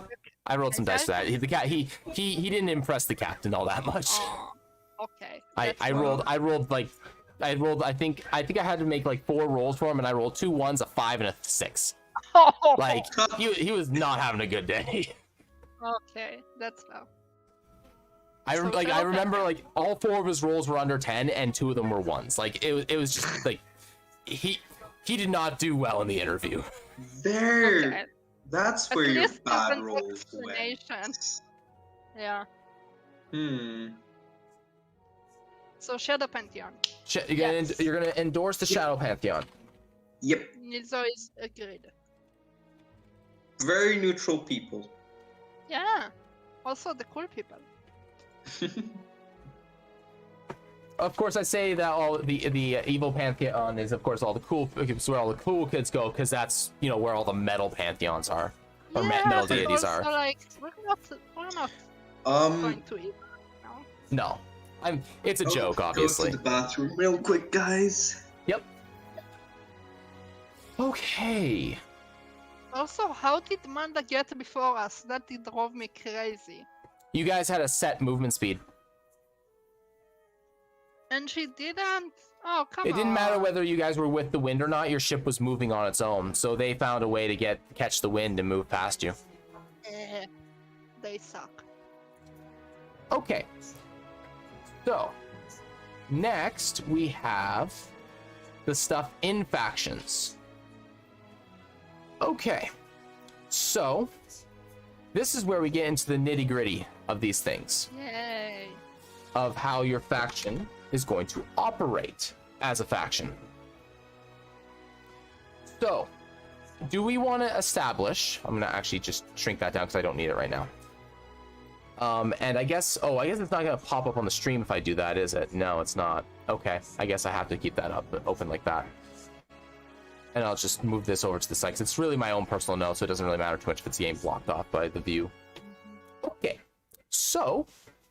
first off, so we can have basic description for your faction, which we can kind of establish. I'll kind of write one up for you guys later on its own. But do we want to have any prerequisites for you guys joining this faction? Now, I'm gonna say odds are you're gonna need to be able to work on a boat. Yeah, that's Do you want to fair. have that? Like Or you need to at least- you need to be able to operate on a boat in crisis. Yeah, or at least, like, be willing to help whoever Okay. tells you what to do. All right. So this. Now I'm trying to think if there's a certain tool or skill that will be required for this. I don't think there is one. Proficiency with vehicles is not going to be mandatory for Yeah, this. that's for navigation. That's less. Um, And I'm good at There aren't going to be any Vehicles? skills needed. What? Well, so ships are considered a water vehicle, Yeah. right? Much Right. like how a cart is considered a land vehicle. So So things being like- proficient in them means that you're able to maneuver them effectively if in a crisis. basically you get to add your proficiency bonus to things like navigation, steering, and things like that. But not everyone needs. But not be everyone's gonna need able to be like that. So mostly it's just the higher ups that need to have that. But otherwise, and that's something that can be learned, right? So there's no major requirements. Okay. I mean, yeah. Unless you guys we want need to create one. Oh, also, if I remember, when I saw that entity, when I connected with the Chaos Orb, he said to maintain the connection, if I remember correctly. He or said, something similar. I believe, I will have to double check the VOD to make sure. But I believe what he said was, I will maintain this connection for now. Oh, he will. Okay. I believe it's what I said. I will double check. I don't have my notes handy on that one. And I will double check the VOD to be sure. But I believe that's what he said. So don't quote me on that one just yet. So I don't need to do anything, basically, from what he said. Potentially. I'll just... He said a connection curious one so young, no, not yet. Another time maybe should stay connected for later purposes or something like that. That sounds I right. am majorly creeped out. Good. I will tell this, only tell this to Ziera later, after the party. I feel like is adaptability a requirement? Okay. No, what I'm looking for mostly is like, are you going to require certain abilities, certain, like, for example, a mage's guild will require you to have at least first level spell casting to join, like, you know, stuff like that. Being able to defend themselves, but I feel like that would be a default, like being able to, but we can put that in as something, be willing I mean, we don't need to do a trial, right? to defend the ship if needed. Yeah. That can be something I that don't feel like we need a trial. that can be like a tenant possibly, but that's like a prerequisite to joining. So I don't think that'll be something that you need. So no major requirements. Starting pack. So you guys are going to be able to obviously give them stuff when they join. So starting pack can be any pack that is from the player's handbook. We can also set up a certain one. So I can make a sailor's pack that they can have. So they'll have stuff that will be useful for them on a ship. That's fair. Sailor or diver or something. And they also get a tier 1 piece of gear, so that can be a +1 weapon of some kind. You guys have the funding for that now. Or armor. Yeah. Or like one tier. So you guys can choose what kind of gear that can be. That can be infinite rapiers. infinite rapiers. So, for example, like anyone that requires equipment is going to have the sailor's pack, and then they're going to also receive a tier 1 piece of gear. So that can be like a two tier 1 potions. So 2 first level potions. That can be a +1 weapon. That can be something else of similar value that is a +1. We can set it up so that you guys have like communications or something like that. Like, what do you guys want to give as an item towards people? Oh, do we get to keep the communication stone from the captain? Oh yeah. No, he asked for that back. Okay. Aww. You're no I longer have working for him, so Sending spell. You do I have have the sending spell. yeah, you do so have the sending spell. You could build that. If you want got contact, if you got someone to make the stones for you, you could enchant them. Oh, that's cool. I'm basically something gonna that- be the messenger, aren't I? You I can mean, spend downtime during time passage, Yeah, during the can- fractured can world have to a- build sending stones if you want. Yeah, we can have a sending stone between the ship. That's pretty cool. Yeah, I guess I'm gonna do that. Each of the ships have basic communication with each other. They'll be Oh, able to okay. maintain contact. That comes with the ships. But like, if you send adventurer team and stuff, 'cause Yes. they are free to do what they want. Yeah, if you want something beyond that, you need to invest in it. That's cool. I So mean, any- potions we can give them from the alchemy lab too, if you need to. That's something that like you can make available. So that would be like, for example, that would be a faction benefit. So like the use of the facilities, for example, they could have access to something like that. Yeah, like basic healing potions for the crews. Mm-hmm. Get them Mhm. safe. So like that would So be if so that would be a faction benefit, for example. So let me get here faction benefit. Mm-hmm. And Nizo wants a personal thing, by the way. Yeah, I see that. So that's with the sword that that you guys have. Yeah, Arash's sword. Yeah, so he wants those +3 chains, which is freaking nutty. I forget. Who's that person we saved from the first island?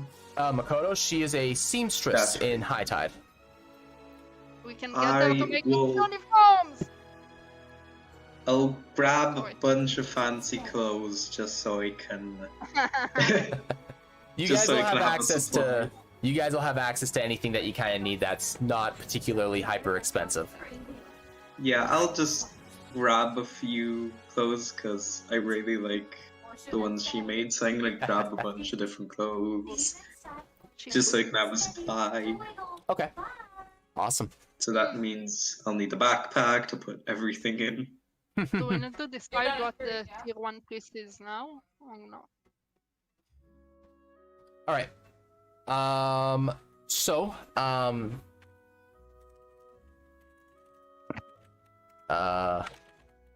good with giving them +1 armor or weapons. okay. What do you think? I need you guys to pick one though, because you have to invest the money in it. So you can't go like one or the other, because some are gonna get one and some are gonna get the other. It's maybe everybody wants one, Okay. right? So you have to pick one, unfortunately. Weapons or armor? Weapons. Weapons? Weapons? Okay. Okay, they'll have potions. They're fine. They're fine. All right. So weapon We'll defend them. of choice. +1 weapon of choice. They get. We can deal with exactly what it'll be called. This can go in along with your name, but they get a faction notation item. Basically, a membership item, rather. Oh, I can make copies of my necklace. So Scarf. We could have a scarf. you guys can decide what sort of thing separates people from others. For example, in Verum, one of the factions that one of the players made, Tattoos. it was called the Tops, and it's literally a political faction where they just all wear top hats. That's Like that's literally a thing that happens in Verum. Oh, tattoos. What if we do tattoos? Oh, sorry. Some people wouldn't like that though. Okay, I know. I mean, I have the necklace. Like my necklace with the symbol of my family's place. Or we can do... So we How can. this is possible, but also like, easy to grab in a fight. It won't do anything mechanical. Okay. Maybe like a bandana. to Like have if you the have symbol on. if it's like, you know, a small sword or something like that, yes, you can pull it off and jab somebody in the eye with it, but you can do that with a coin. We can't do a bandana core, we just can't. It will be one piece in a sec. Like if you want to get creative with your stuff, like you're gonna have just as much at your disposal by me not giving you a little necklace, right? So I'm not concerned about possible creative implications with most things. I feel like it depends on the name. Yeah, so we can come back to that one. So faction benefits. So we get, of course, use of potions that are being made. You guys are gonna also, because you are exploration based, the ability score cap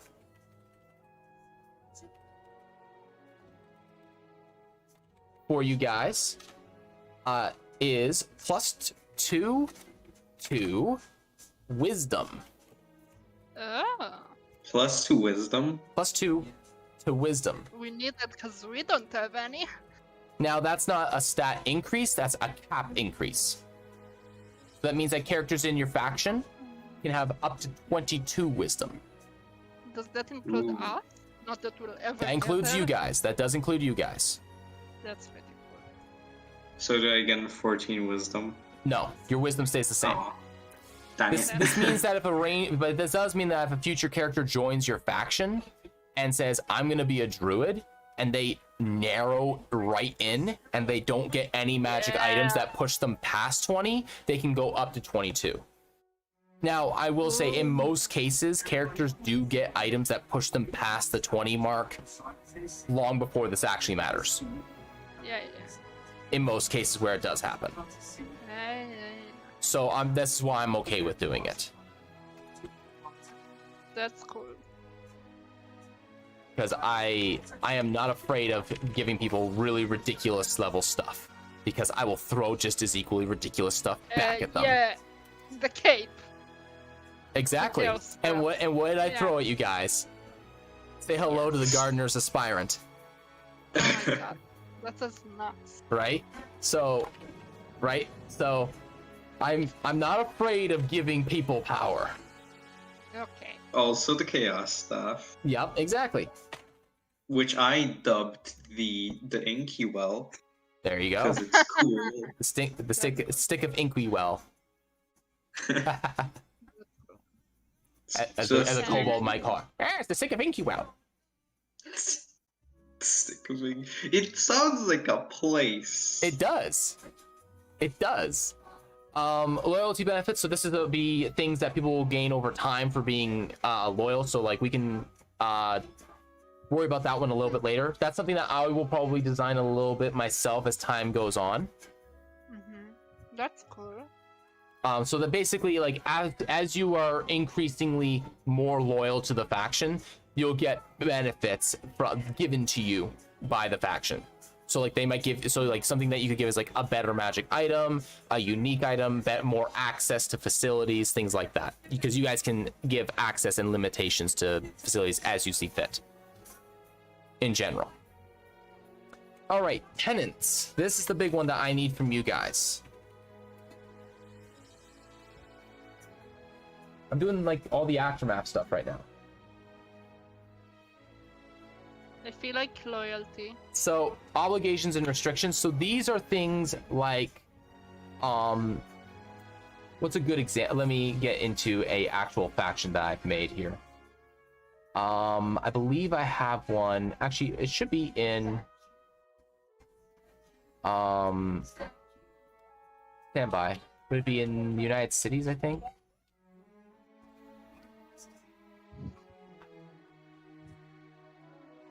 Where is...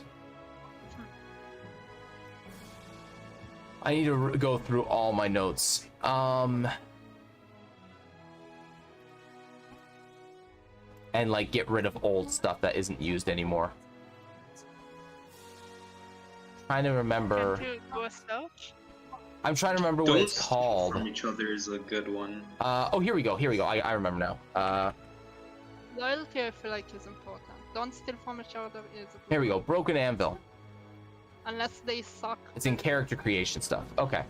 So the Broken Anvil, for example, has the following tenets. You are obligated to work at your best at all times, and no job is off limits. Take them. So this is a craftsman guild. Be at your best at all times sounds kinda bad. Right? Like it's, well, the whole point is that there's very little limitations on this actual on this faction, right? It's a craftsman's guild. It's primarily building stuff. It's a commerce guild. Yeah. The Legion, or sorry, Scales of the Dragon, has two tenets, which is, now these are kind of like statements, but no job is too big for us to handle, so they'll take on any job, no matter how dangerous it might be. Be courageous in your deeds, for they will be the means of victory. So while they're not necessarily direct statements of things that you have to do, the whole point is the idea is the principle behind them. I feel like something about loyalty to each other. So It's pretty good. Just stuff about common sense. I think that's a good idea. Are dumb though. help each other in need or something like that. Mm-hmm. Lift each other up instead of putting them down. Very inspirational quotes. Yeah, like this is kind of going to determine the culture of your faction a little bit. Generally, everyone's gonna be nice to everyone. That's the sort of I mean, vibe. I feel like also something like be free to do as you will as long as it doesn't hurt Mm-hmm. like our people of the world. Mhm. No secret can hide for long. Ooh, no secret shall be left unexplored. That's good. Okay, That's we can go for that. but also we do keep secrets sometimes. Shall be. I like this. Shall be left unexplored. It doesn't mean that you Yeah. remove it. It just means that you'll look into it. Mm-hmm. No, maybe not secret. It doesn't have to be No. no. It can also be an Yeah. adherence to something.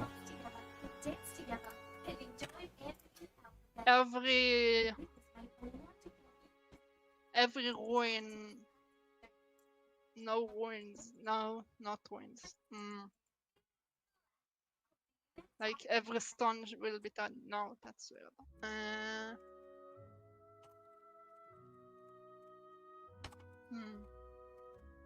So that's some other thing that we can get to a little bit later as well, if you guys are having struggled with it.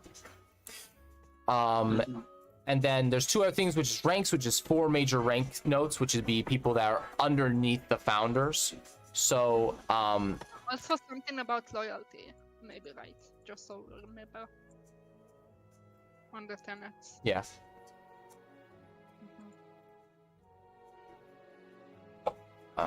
Character creation, that's what it was under. Oops. Ranks. So a good example is ranks for the Scales of the Dragon, which is like another adventuring style group. Their ranks are Traveler, Delver, Adventurer, Headmaster. Yeah, that I was thinking something along those lines, like Hunter, Scholar, something like that. So you guys could go something like, say, not necessarily in this order, but you go with like Diver, Seeker, like just as ideas that are I'm just throwing out there. Yeah, Seeker, the alchemy people also. Copper, Silver, Gold, Plat.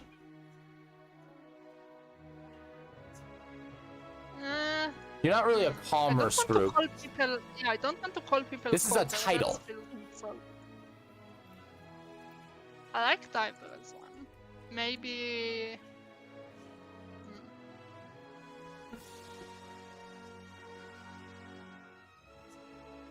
Seeker, Protector, Maker, something like that. Maybe. Seeker, Protector. What do you think? Seeker, Protector, what and what? Sorry. Maker, like researcher slash.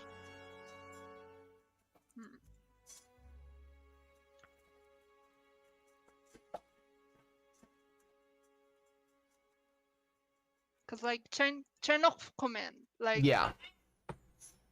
Like these are like these are basically like your lieutenants, basically.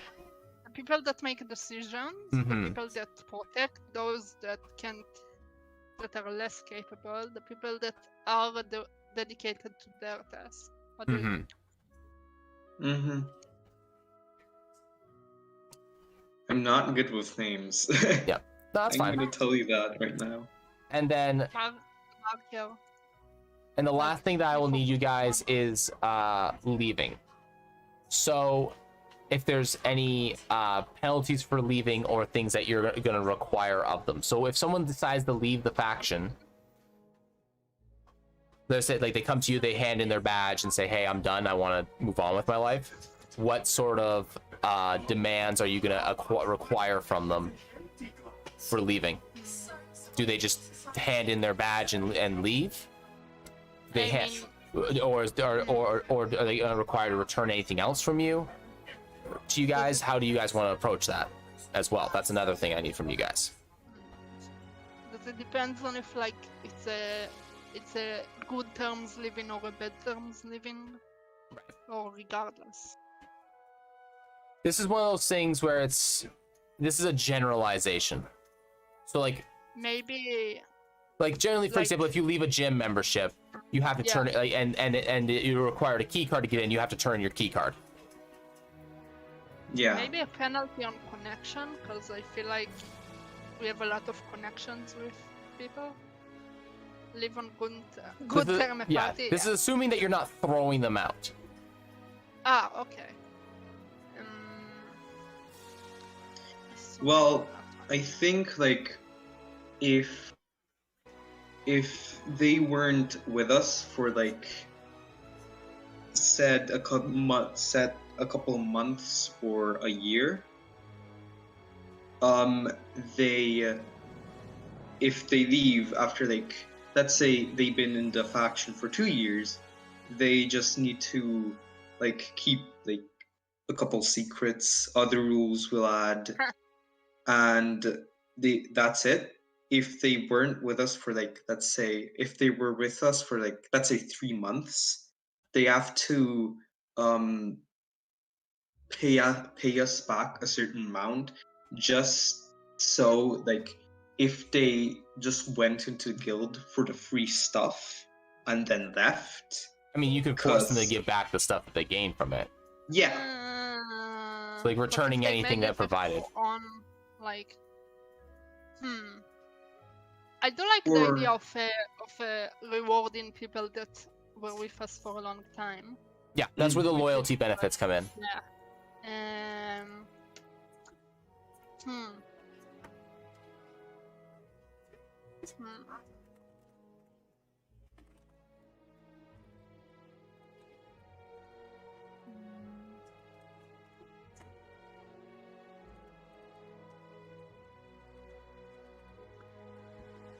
Can we do something of like, if we call on you, you help us or something like that? Like Yeah. with information or something like that?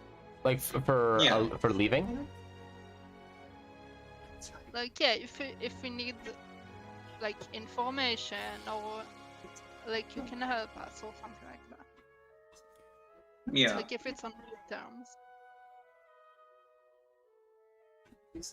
I think I might be miscommunicating what I'm meaning. So like this is like if someone wants to have no more association with you guys. Ah, okay. Like they're done with the guild. Like they're done with the faction. They're moving on with their lives to something else. Okay. Yeah, I understood that.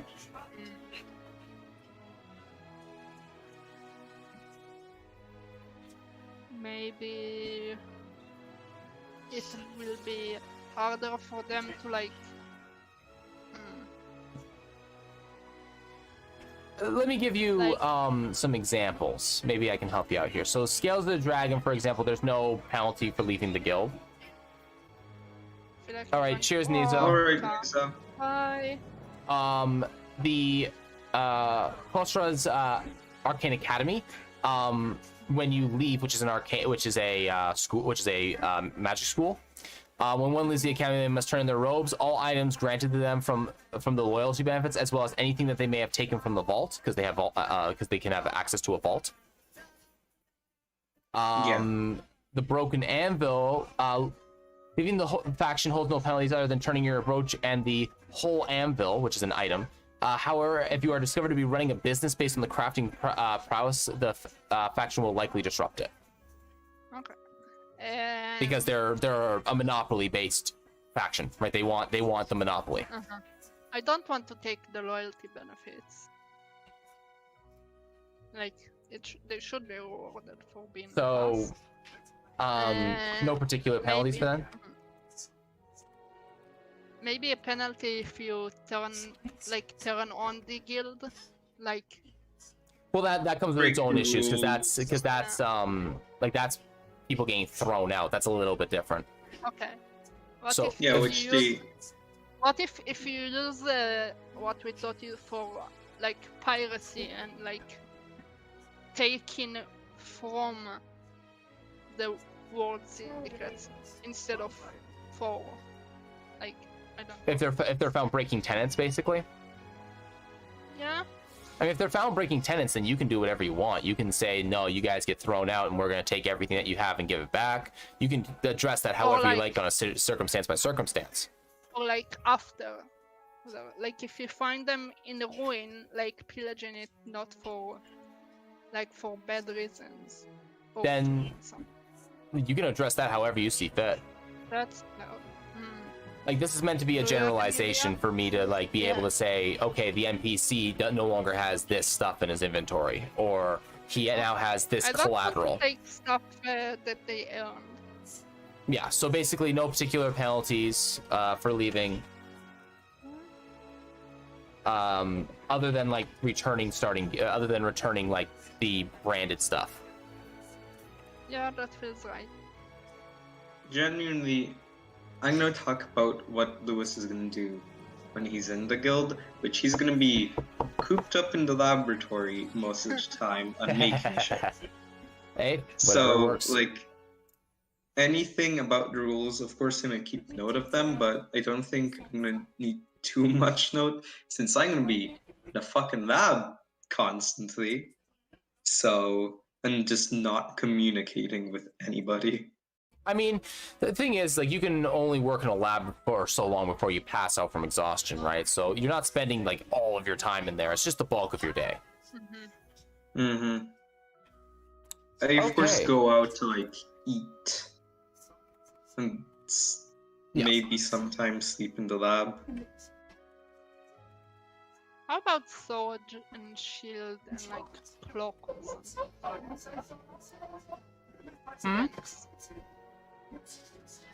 No, that's too general. Oh, for a name? No, I Oh, like titles. I have no idea about the name. Also, anybody intelligent? I mean, you can still go with, like, a ship one, so you can have, like, first mate. That's boring. Also, the last first mate I had with Raid and the ship. Also, anybody, like, generally intelligent, they're gonna help me out with some things from time to time. I mean, you guys are going to be attracting people that know how to use the alchemical laboratory, as well as people that have, like, they're going to be able to utilize the mana magnet as well. So you guys are going to be attracting, like, intelligence-based characters. That's Yep. They may not be spellcasters, but they, like, you'll definitely get your standardized, like, you'll get rogues, you'll get rangers, you'll get other explorer-based characters, but you'll get other intelligence-based characters as well. Like, you might get some artificers, yeah. druids. Oh, that's good. Yeah, you could get some druids. Like, like, you can get any kind of character, like, towards your ship. It's just that you have there's going to be characters that have a leniency towards these facilities. They're going to be more attracted to it. It's like, oh, I can further what I want to work on by coming here. Right? Like, my personal project that I want to work on the side, I can do that while I'm there. Yeah. All right. And we still need a name. I'm horrible at names, so I'm That's fine. backing out. I want to decide on a name without Pika. Yeah. Maybe we can decide that later. I mean, if you want, like, he seemed to have a pretty good, seemed pretty all right with something like the, where did he put it? He had Mystic Water, Frozen Compass. Frozen Compass is cool, but maybe not Frozen. I mean, he didn't seem against the Lotus Eater. He didn't like it too much. Oh, he didn't like it? Okay. Yeah. Doesn't vibe with it. Transformers. Something wither. Something wither. Something about, like, withering. I mean, maybe. that's kind of negative. I mean, most of what has occurred with you guys, with the exception of, like, Lewis's origin, has occurred in the north. How about the change in compass? Something like that. The changing compass. That could work. Since you're Better. constantly just Huh? doing different We're things. very transformation based for not being. Like we change a lot. Not just me. Shifting compass. Shifting compass.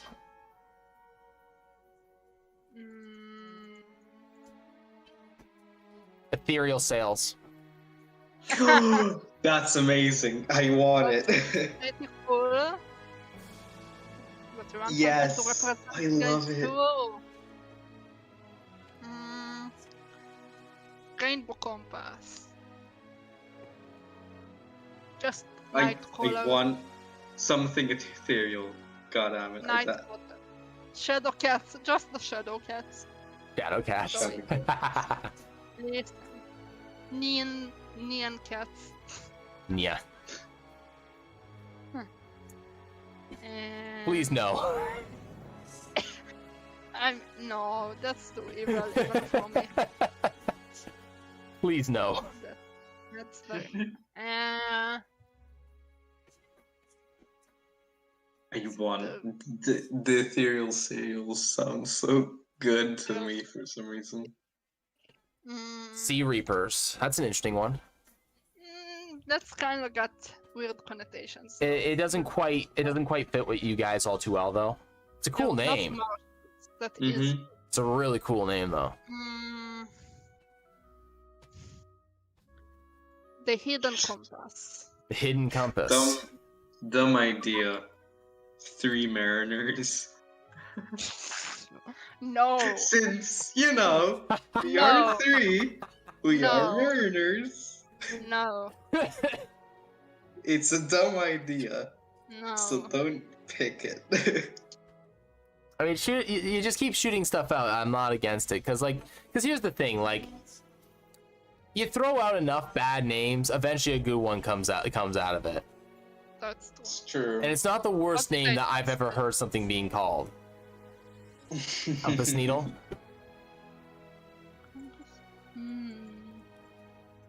Very Arya Stark. Yeah.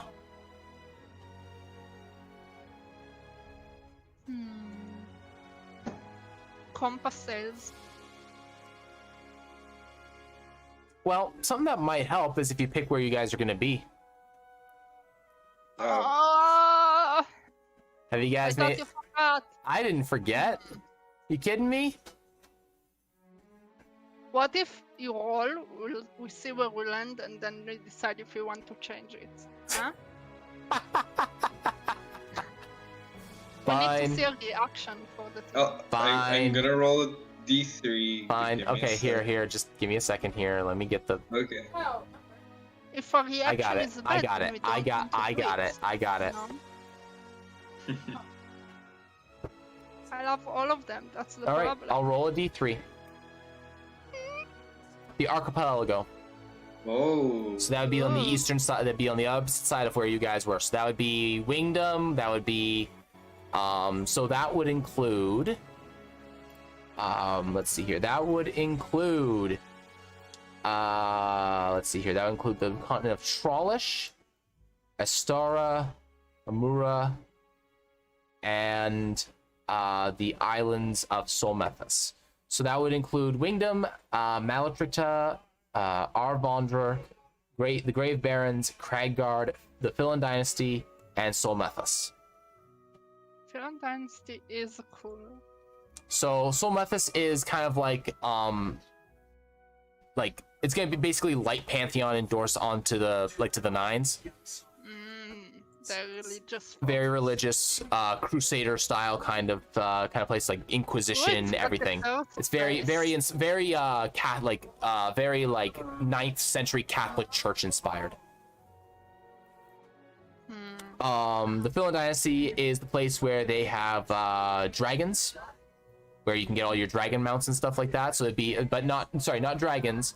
Where all your landworms and stuff are. So that would, you would have what are they called? Drakes. It's where all your drakes and stuff are. Cragguard is kind of more of a nomadic roaming space where people kind of like live as they so please in their own little clans and families, constantly traveling around. It does have the curse place, which is pretty cool. Yeah, it's also got the Nanotrixe, which has the curses, where people are literally just cursed because that was a place where Durath was before his banishment. Another dumb name. Wingdom is there. Sorry? I don't know if this is a good name though. I'm leaning towards either that or the central pair. You're leaning towards the central pair? The central But pair... that's selfish for me. The central pair would include Kulov, Mermen, and Lothanon, as well as Rodian. So that would include Aramis, which is like Monster Hunter territory, the Roving Horselands, which is kind of like Rohan. Which is cool. Dalacum is... Sorry, Dalacum is the Hunter's Paradise. Aramis is a wasteland where it's kind of like the strongest survive. So it's like very like almost Mad Max like. Oh yeah, the It's mercenaries like crazy. The United Cities is basically the place like the of one. craftsmen and guilds and things like that. Or sorry, no, that's Gildan. My bad. The United Cities is kind of like the classic, almost like a classic Sword Coast kind of thing, like your classic D&D setting. The Badlands is the place where the sins run rampant and mess with people on a on a soul level, where it has affected them literally, so they have to deal with a curse of like gluttony or a curse of lust. The Titan's Garden is Giants territory, and the Demir Empire is one of the best places when it comes to finding materials. And then Rodian is also where pirates are. Honestly, I really want to be in the central pair. You guys want to do Central Pair? All right. Really, really badly. All right, Central Pair it is. If Zier is fine with it. I mean, Druid was saying that you kind of want to do it, so you guys, is it going to be a Central Pair?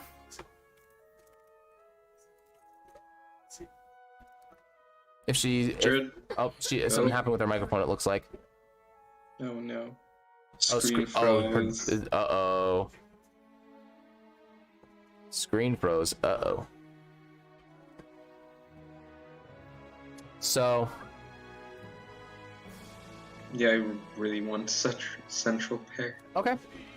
We can... I mean, this means that certain places are just not going to be there, but that's okay. That's kind of the whole point of this. Hmm.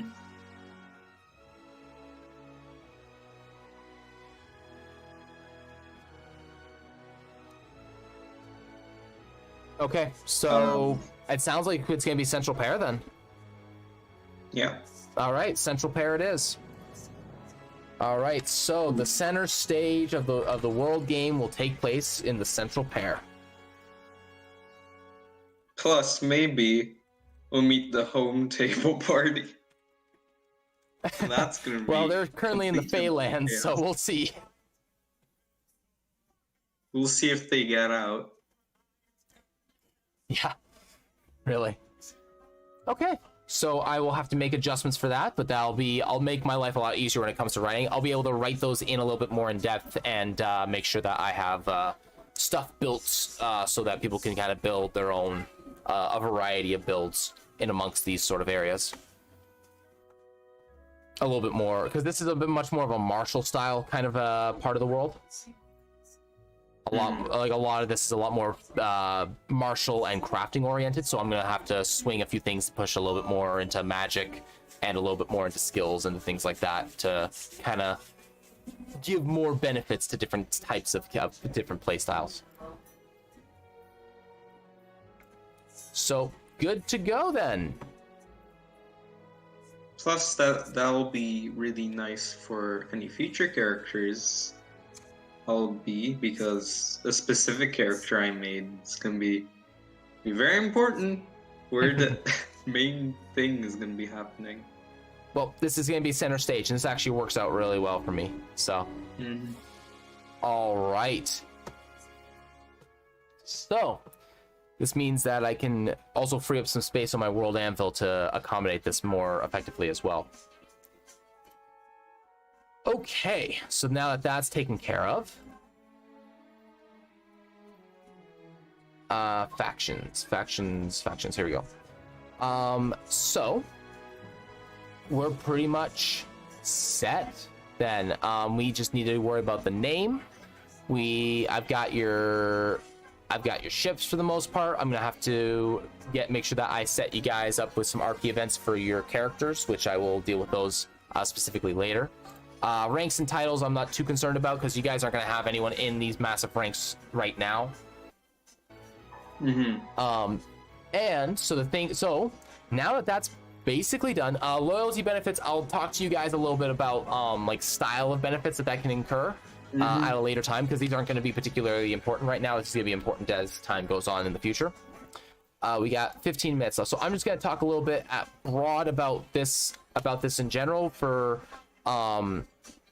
basically Twitch side of things, which is one thing I actually wanted to do for a while now. Oh, what's that? Is he sending one specific person? Okay. That is, you probably can guess who. There's a couple of people I can guess. Who are you sending? To my old teacher. Modius? Okay. And what I want to send to him is, I thought about this for a while. Oh, perfect timing, Jude. Hello. Welcome back. Can you hear us? Hey. Can you hear me? Yep, we can hear you. Sorry, my screen completely. I want to send a message to Modius. Let me just write a message down, because I was thinking what to send. Modius. I so don't his know teacher. sending. Okay.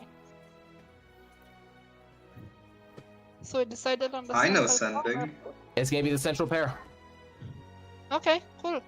So, you guys are a fleet, so you guys have no specific loyalties to any particular area.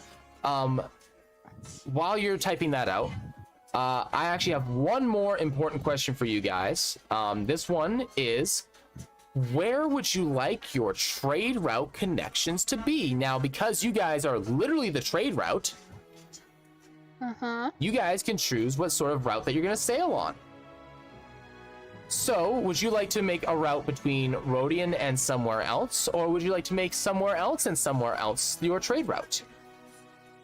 I mean, Rhodian is very fitting, but also we can do something else. Yep. The reason I ask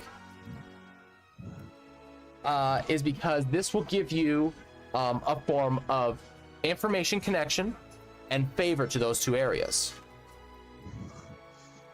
Right? Because you will be producing commerce for them.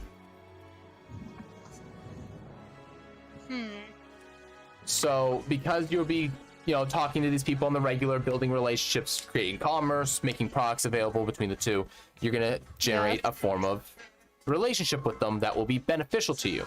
So, this means that you have Rhodian, and you can keep it within Rhodian, but you will not generate as much money as quickly with it, but it'll be lower risk. If you want to have a little bit higher risk, you can go to one of these 3 closer areas. If you want higher risk, you can go to the south, to the further continent. The further it is, the higher the risks, the higher the amount of money that you make off of it, though, because you'll be able to upcharge things drastically. Also, we can do stops in the stop areas. Yep. I like Rhodian to something because, again. You already have an inherent connection. Garden? Titan's Garden is giant country, so that's a giant forest that has giants in it. And let's see here, Titan's Garden, which is a forest of from the defended the fractured source from the dragon's rule of 2,000 years ago. Now a place where giants' influence has affected all that lives there. So it's basically large creature city. Like it's the average tree. You cannot like put your arm your arm span is about as thick as the tree. Okay, that's Like the diameter of the tree. Doesn't sound like we'd find much adventure. Now, if you want a simple answer, a very simple answer is the Empire. The Empire is now, it's led by the God King, which is also an Empyrean.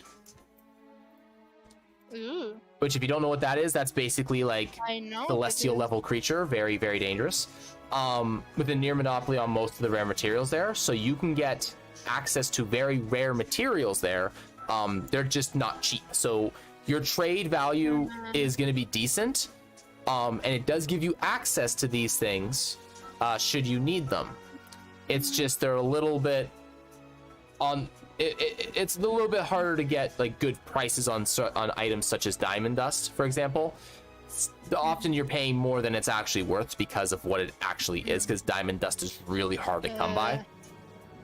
Let me relog to Roll20. I want to look at the map. Here. Gildan is craftsman. Irmus is mercenaries. Roving horselands is horse clans. Dalacum is monster hunters. Horseland is very good. However, the Badlands is exactly as the name implies. And the United Cities is kind of like your classic setting. So the United Cities would be a place where you could get the most reliable, high profit trade and have access to a pretty high variety of things. Because of its nature. Gildan would be kind of similar, except it would be more on the medium profit side. And when I say like high profit, I mean like maximum profit. Because you're talking from like one side of from the southernmost areas to the northernmost area. But you would also gain money very intermittently. You would have large sums coming in on very long time spans. And a lot can go wrong in those time frames. Yeah. So it's essentially how big do you want your route to be? To like the idea of horse versus sheep, but also big journey, but also all of it sounds good. The Titans is very tempting just for me personally. But it's probably not smart. There are good giants. There are. I'm not saying there aren't. I'm saying Like there are giant societies that you could trade with. I'm not saying there aren't. I'm saying there aren't a lot of adventures we can find to our size. So, I written something down. All right. What's Aramis again? Sorry. Aramis? Aramis is a ton of mercenaries. So it's like the Mad Max kind of area where it's just mercenaries are constantly fighting each other. I'm gonna cast Sending Okay. to Mudeus and say, "Hello, Mudeus. Doing well. Found the Lotus. Got a bunch of money. We're going to the United Cities. I miss you."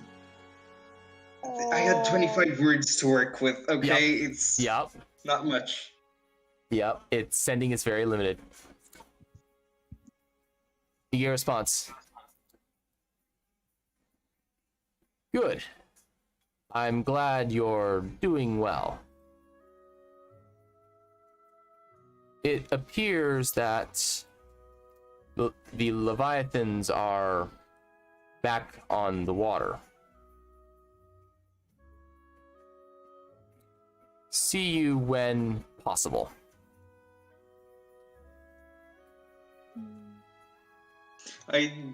After that, I'm just gonna be completely giddy for like 3 days.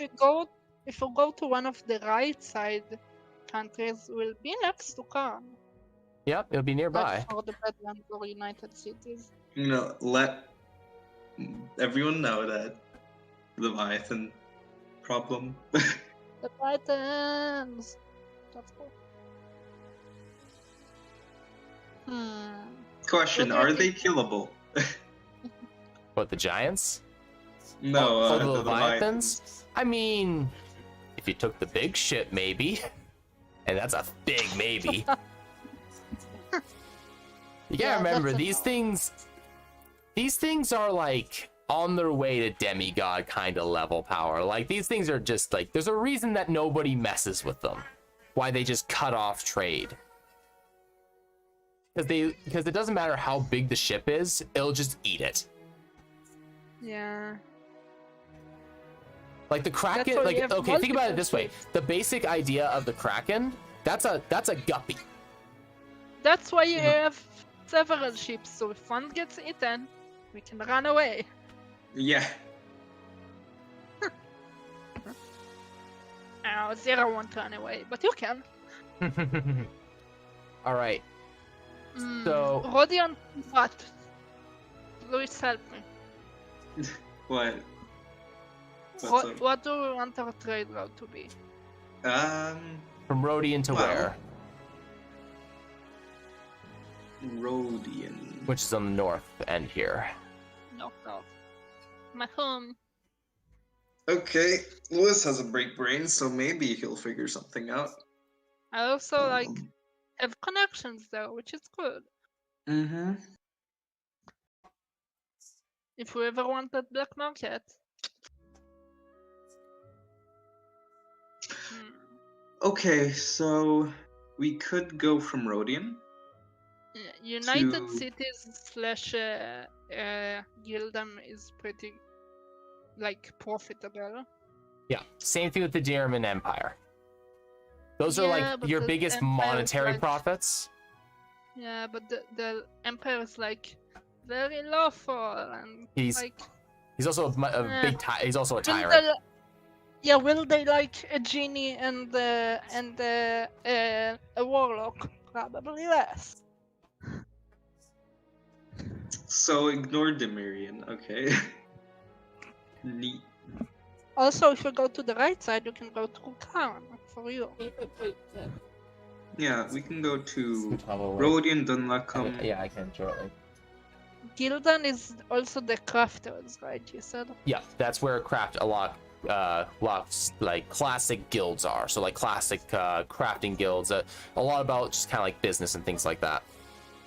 Yeah. We're going to be operating mostly in the Central Pair. Exclusively. Yeah. Exclusively. I mean, Central Pair. out of adventure and stuff, we can say we do once in a while, like for others, but yeah. Like, in order for you guys to access other continents outside of the Central Pair, you basically need teleportation magic. Oh, rip Amber counts. Yeah. Rodion, Dunlacum, Gildan, and then just skip the Bad Downs and directly go to the United Cities. Then we can go to the Titan's Garden real quick. I think we can have 1-to-1. So this is like a major trade route. Like, where are you guys sending like a big amount of like your big import-export system is going to be between these two locations? Oh, right? two Like locations. your big trade. So between Rodion and what location is going to be like your major import-export? Can you tell me about the United Cities and Gildan? So the Gildan is mostly like a commerce-based kind of area. It's a lot about guilds and crafting and making stuff that's useful. Whereas United States is kind of like your classic D&D setting, so classic fantasy setting. So it has a little bit of everything there. And what's Dulacum again? Ducklum is the monster hunters. So you'll be able to get like really good mercenaries that are really great at tracking monsters, really great at fighting, really great at working in small groups. That's sort of stuff. Like, you remember, each place you would have access to the people there as well. So this means that you would inherently have an access to people from Dalaclum as well. Okay, Rodion and however you pronounce that. So the Roving Horselands. Gildan. Oh, Rodion is like Pirate City. It's where the free men are. Yeah, pirating slash more ambiguous Yeah. commerce, basically. Mm-hmm. My people. And then the one other thing, and I need this one from you guys, is a name. I know I threw Need a ethereal. name. I knew I threw ethereal sales in there, but that doesn't have to be it. Can we change it later if you really want? You guys can change it later. There will be a time where I'm gonna like nail it in the coffin. It's like, okay, this is it. But because I don't want to consult Pika. But how about? I suggested a few and I can't remember either of them. Okay. I'll leave it blank for the time being. I'll just leave it as, Changing compass. I'll leave it as Needle Sunken Treasure point. for the time being. All right. Just so that I have a name for it, so I can change it later if need be, and I can find it really easily. So I can leave that as is. Trade route. Gildan or Ducklam. Or United Cities. I think. How about we roll a different? Or unless you want some. No, I think getting a bit of everything is pretty nice. So I think United Cities. United Cities, that's the longest route, basically. Yeah. But still. Yeah, I do like that. Also, Yeah. it's close to the Titans place, and I do really like the concept of giant place. Mhm. All right, so that's your So- trade route then. Mhm. Long trade out. A bit of a trade route, so it'll be a while before you guys get results from it. But when you get results, it will be quite significant. Yeah. Yeah. All right. So I like that. trade routes will be United Cities. For sure, yeah. All right.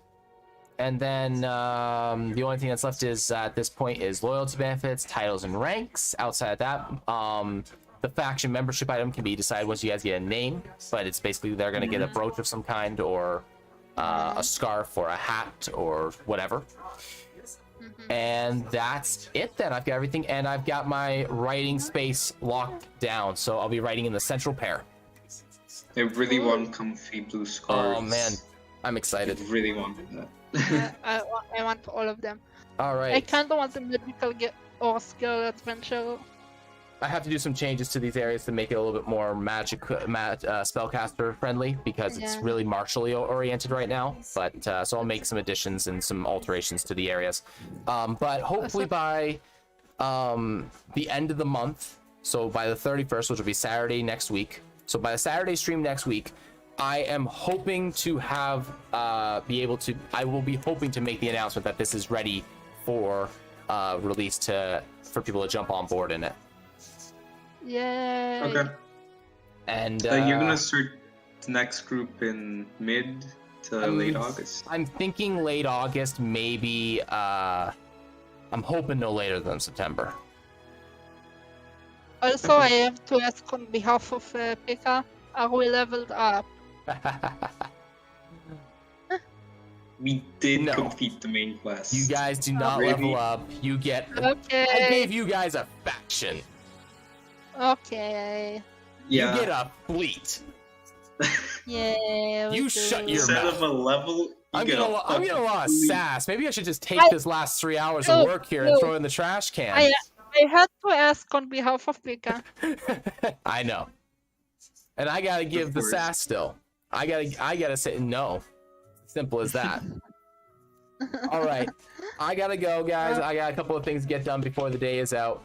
Cheers. I had a Hey. lot of fun. Thanks for playing ya. with me. Thank I'll talk to you guys everyone soon. for watching. Oh, problem. and one Yeah. more thing. I know we've been meeting every week, but next week we will not be meeting on the Friday. It's gonna feel weird. Yeah. Yeah. It's gonna feel weird. But I will be See. back tomorrow and on Sunday. So, yeah. Until next time, guys. Really appreciate it. And Cheers. have a nice day. See ya.